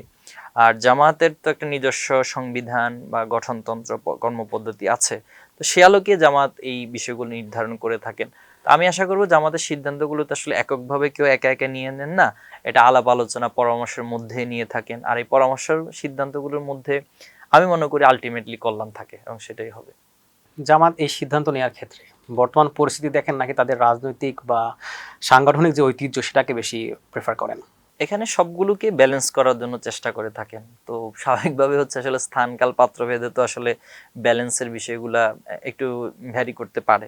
তো সেই জায়গা থেকে আমার কাছে মনে হয় যে ইতিহাস ঐতিহ্য যেমন গুরুত্বপূর্ণ, আবার পাশাপাশি সময়ের দাবি, এরপরে পরিস্থিতি, যেমন ধরেন জুলাই তো আসলে হঠাৎ করে আমাদের সামনে এসেছে, তখন ওই সময় তো আপনাকে অনেক ইনস্ট্যান্ট সিদ্ধান্ত নিতে হয়েছে সময়ের চাহিদার আলোকে। তো ঠিক একইভাবে হচ্ছে সময়ের চাহিদা বিবেচনায় ইতিহাস ঐতিহ্য সবকিছুর মধ্যে একটা ব্যালেন্স রেখে সিদ্ধান্ত নেওয়া উচিত। আমরা দেখলাম যে গণভোট সহ বেশ কিছু ইস্যু নিয়ে জামাত বিভিন্ন জায়গায় সভা সমাবেশ করছে। সবকিছু মিলে জামাত কোন পরিকল্পনা এগোচ্ছে এখন? আচ্ছা, এখানে গণভোটের বিষয়টা তো সরকার যেটা করছে নিঃসন্দেহে আসলে এটা জাতির সাথে প্রতারণা, একবার নিরেট প্রতারণা। আপনি যেখানে নির্বাচনের সময় ক্যাম্পেইন করেছেন যে সবাই গণভোটে হাঁ রায় দিবেন, তো নির্বাচনের পরে এসে আপনি এখন এই হাঁ রায় নিয়ে বিপক্ষে অবস্থান নিচ্ছেন কেন? যেখানে 71% হাঁ এর পক্ষ দিয়েছে, আপনাকে দিয়েছে মাত্র 47%। তো সেখানে আপনি সরকার গঠন করে বসে আছেন 47% নিয়ে, আর 71%টার আপনি রায় বাস্তবায়নের ক্ষেত্রে এখন নানান কথাগুলো নিয়ে আসতেছেন। এরপর হচ্ছে সংবিধান সংসদের যে গণপরিষদের শপথের কথা ছিল সেটা আপনি নেন নাই। এগুলো আসলে নিরেট একটা মানে প্রতারণা ছাড়া আর কিছু না। তো জামাতের জায়গা থেকে জামাত ইতিমধ্যে যেটা কর্মসূচি নিয়েছে, তারা সংসদে বিরোধিতা করছেন, গঠনমূলক সমালোচনা করছেন। জামাতও চাচ্ছেন যে আসলে আগের মতো করে সবসময় কনফ্লিক্ট মোডে রাজনীতি না করে একটা গঠনমূলক জায়গা থেকে বিরোধিতা করা, সমালোচনা করা, এর মধ্য দিয়ে পরিবর্তন চাচ্ছেন। তো বাংলাদেশের বাস্তবতা হচ্ছে আসলে এই কুসুম কুসুম বিরোধিতা অথবা গঠনমূলক আলোচনা দিয়ে আসলে খুব বেশি গায়ে মাখেন না আমাদের রাজনৈতিক কালচারে, যেটা হয়েছে আওয়ামী লীগ বিএনপি উভয়ের ক্ষেত্রে এটা ঘটেছে। আপনি জানেন যে 96 সালে যখন তত্ত্বাবধায়ক ইস্যু এসেছে, বিএনপি কিন্তু কোনোভাবে তত্ত্বাবধায়ককে মেনে নেন নাই। তখন ঠিক আছে, যখন আন্দোলন হয়েছে, এরপরে একটা পরিস্থিতি ক্রিয়েট হয়েছে, তখন মেনে নিতে বাধ্য হয়েছেন। এরপরে আপনি মানে একই একই বিষয়গুলো কিন্তু এখনো ঘটবে। জুলাই সনদটা তারা এখন মেনে নিতে চাচ্ছেন না, কিন্তু আসলে বাস্তবতা হচ্ছে মেনে নিতে বাধ্য হবেন। তো জামাত ইতিমধ্যে বিভাগীয় সমাবেশ করছেন, এবং আমিরে জামাত এই ঘোষণাটা সিলেটে বলেছেনও যে আমরা যদি দেখি যে সংসদে এবং আমাদের সমাবেশের মাধ্যমে দাবি আদায় হচ্ছে না, তাহলে আপনারা আরেকটা বিপ্লব অথবা যে সরকারকে রাজপথে থেকে কিভাবে বাধ্য করতে হয় সেটার জন্য প্রস্তুতি গ্রহণ করুন। এবং জামাত আমার মনে হয় যে কোনো মূল্যে জুলাই সনদকে বাস্তবায়ন করার জন্য ভূমিকা রাখবে। আপনাকে মিরর ক্যাফেতে সময় দেওয়ার জন্য অসংখ্য ধন্যবাদ। আপনাকে অনেক ধন্যবাদ, দর্শকদেরকে অনেক ধন্যবাদ। দর্শক, আমরা যেমনটি শুনছিলাম জুলাই গণঅভ্যুত্থানের সেই দিনগুলোর কথা।